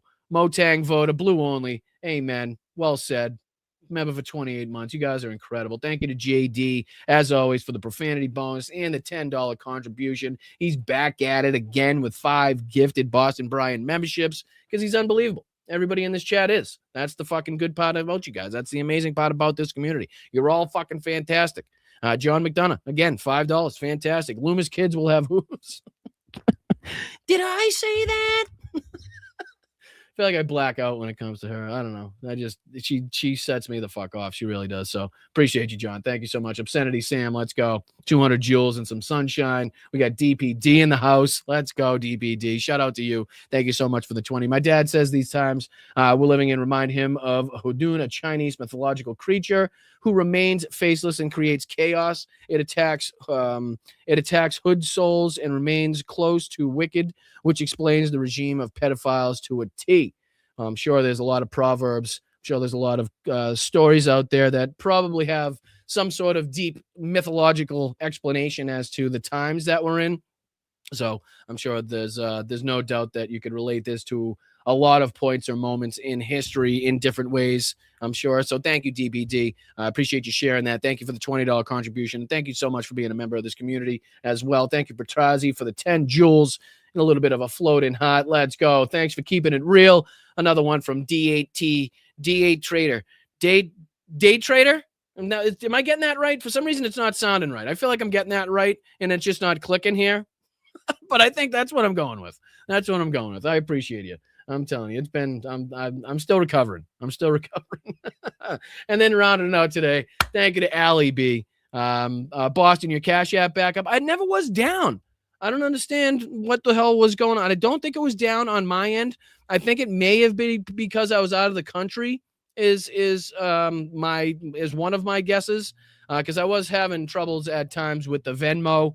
It wasn't working. It was working. It was malfunctioning. It was glitching. So I don't know. Maybe it was something to do with the fact that I was out of country and something going on with roaming. Who knows? Something like that. But it should be okay. So again, if you have Venmo's up in the corner. And for anybody else, I also have, I don't know where I have it. Where do I have them? Is it up here? I don't know where the fuck I do have them. I think I did. What did? Oh, yeah, they are. Sorry. I was going to say, I thought I had the PayPal. So then the PayPal's up in the corner. So if you have PayPal, there's also a Cash App. Seems like maybe Allie B's the only one that knows the Cash App. Did I ever throw that up? I don't even think I have that in here. I probably should get that up there. But like I said, I can only have one up there at a time anyway. I appreciate any way that you can contribute to the channel, whether it's PayPal, Venmo, Cash App, Super Sticker, Super Chat, signing up for the Patreon, YouTube memberships. It's all appreciated. So thank you, Allie B. But yeah, hopefully it should be A-okay. Hopefully it should be A-okay. So thank you so much. Thank you, Bicycle Mike, for trying to sneak one in there and making me miss it. Bicycle Mike says for $2, he says, F Trump, F Israel, F maggots, love lobsters. And again, I feel it necessary to specify not the entirety, but definitely the people that are backing the government of Israel, definitely the government of Israel in particular, and anybody supportive of the genocide that's going on. So I know you probably ran out of characters. That's why you probably ran out of characters. But I just wanted to stipulate and reiterate. So thank you so much to everybody that follows this platform, everybody that watches. Thank you to anybody that's now going to hop over and check out my interview with Philip Bittner. Hopefully we did that right, and you can watch that on either one of our platforms. But yeah, it was fantastic to be able to join Philip Bittner on The Edge for his podcast. So make sure now to go check that out. Leave a comment, a like, obviously. Thank Phil for giving me the opportunity to sit down. He's had some, let's just call it as it is. He's had some very accomplished individuals that he's had the opportunity to sit down with and speak to about this conflict, about this war, and any number of topics that he's covered. So I feel very honored, blessed, insignificant, not worthy of being in this spot of sitting in that seat across with Phil. Again, if you go through some of the interviews that he's done, you'll recognize what I'm talking about. So I don't put myself on the same playing field whatsoever as the people that he's had he's been fortunate enough to interview. So if you could head over there, give it as many likes as humanly possible, give it as many views as humanly possible, and obviously let me know what you think of my portion of the interview, the things that I say. If you have some disagreements, throw them in the chat. If there's things that you agree with, throw that in the chat as well. All right. So I'm going to let you guys go. Thank you guys so much for everything that you've done for this community. Thank you so much for getting involved in everything and all the subjects and situations that we're passionate about, the fundraisers, making that a possibility. I know we didn't get to any of the Q&A. Don't think I forgot about that by any stretch of the imagination. But maybe on the Tuesday show, we'll do it on the Tuesday show. We'll take some questions. If you guys have any questions about what it's like being under a Russian missile attack, for instance, or what it's like driving 37 hours straight without getting to lay down, sit down, sleep, anything like that. What it's like being up for over 72 hours straight, things like that. I'll be able to answer those questions. But yeah, much appreciated. Love, appreciate. Just so grateful for this community and everything that you guys are capable of, responsible for, able to do, willing to do, your aggression, your passion. Get the fuck out of your seats and into the streets, everybody. We're just not pissed off enough in this country. Please, we need to have the most weight behind our punches heading into midterm elections. I think it continues to be said, and it's probably a little bit repetitive at this point, but definitely the most important midterm elections in quite some time, if not ever, in this country. So we need the House, we need the Senate, we need to put a stop to this any way we possibly can, to the degradation of not only our society, but also the allies that we once had around this country, around the world, and obviously just the greater global economy at large. So much appreciated. Thank you for being here. Thank you for hitting that like button. Thank you to everybody on Facebook, YouTube, Twitch, Instagram, Substack. Much love. My name's Brian. This is Blunt Politics. Hit that like button on the way out. Thank you to the mods, each and every one of you, for doing the Lord's work down there and making sure that chat remains a safe place. So thank you to every single one of you guys down there in the chat. I love, appreciate, respect the shit out of you guys. So, all right, I'm out. I'll see you guys. What's today? Sunday. I'll see you guys not tomorrow, but Tuesday. All right. Much appreciated. And don't forget, we are still keeping close tabs on what happens between the United States and Islamic Republic of Japan, because that's really, really high on the, on the news content list. So much appreciated. We're all still rooting. We are all still and God bless the United States. Well, that's what we're saying. That's what I meant to say. So, all right, I'm out of here. I'll see you guys later. I'll see you guys on Tuesday. Hit that like button on the way out. Make sure you're checking out my interview over there on the Edge with Philip Bittner. So thanks, guys. I'm out.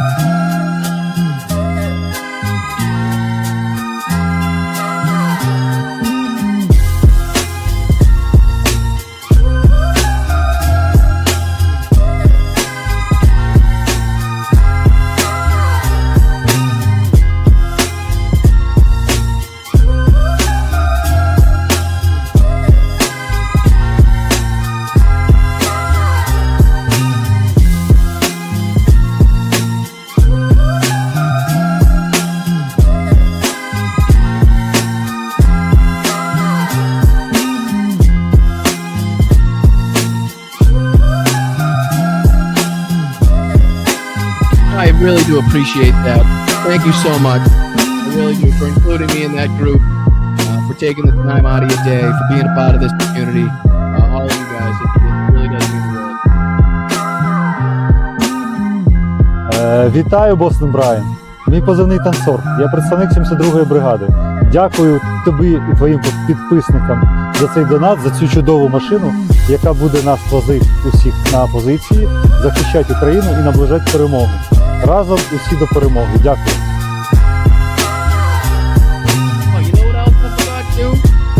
I have new graphics and dates for the Zooms in August too. My apologies. But I'll be getting out a Zoom link. Hold on, let me come back. One sec. I'll be sending out a new link for the Zooms tomorrow. right? So I have new graphics. My apologies. Totally forgot to change those based upon the change of the month. But I'll get those new graphics changed. And anybody signed up at patreon.com/BostonBrian, make sure you're looking out for a link tomorrow for the Zoom chat. So that'll be all the categories tomorrow, which is typically the first Monday that we do. So make sure you're looking out on Patreon for that link. I just want to make sure I popped on for that. Don't want to forget. And then we'll be getting tomorrow. I'll be letting everybody know about makeup Zooms. So that's when we'll get that the makeup Zooms out there tomorrow for anybody signed up at the Patreon. Make sure you look out for that link. All right. Thank you.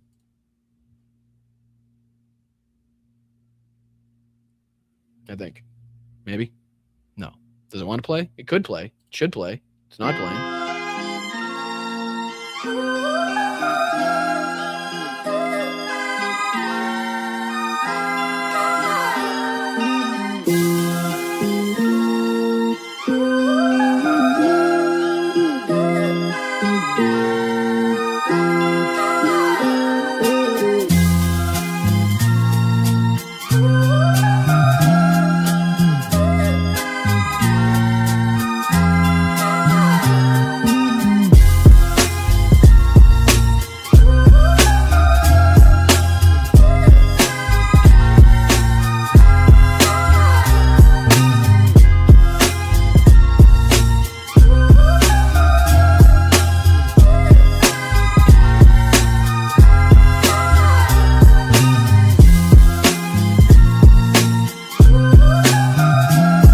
Kidney has a very special place in the heart. It's an incredible thing. We're inviting Americans from all across the country to come.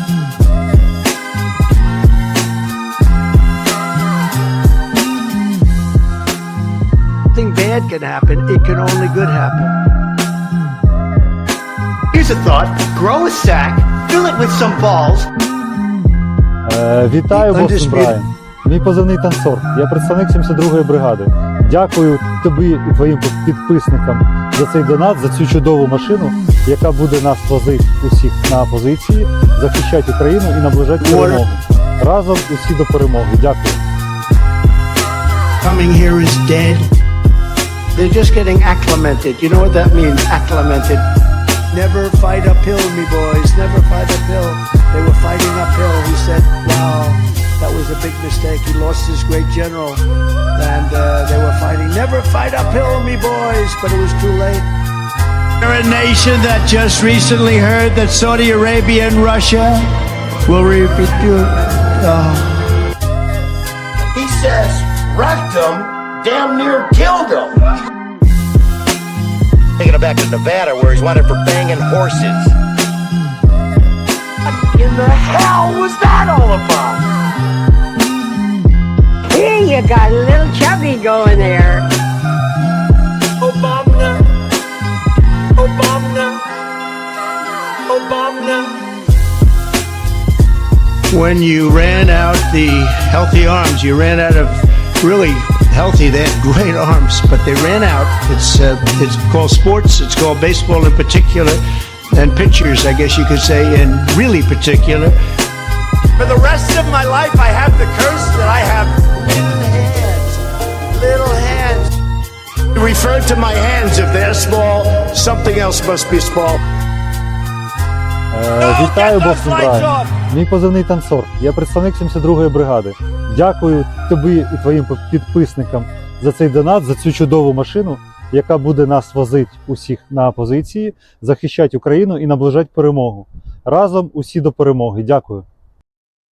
What uranium is, right? It's a thing called nuclear weapons and other things, like lots of things are done with uranium, including some bad things. Our army manned the air. It ran the ramparts. It took over the airports. It did everything it had to do. Our fuck this up. Where you going? Nowhere. Bad news, bad news. Even when it's good news, it's bad news. How do you lie to the FBI and now you're running for president?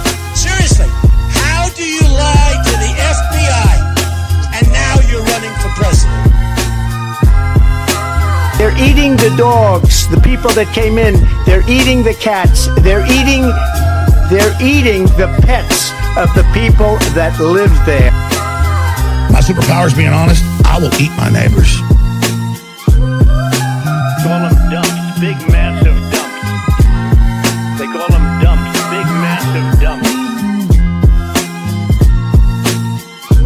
You'll have a group of Venezuelan killers, street gangs, occupying the town with the big, fat, sloppy United States.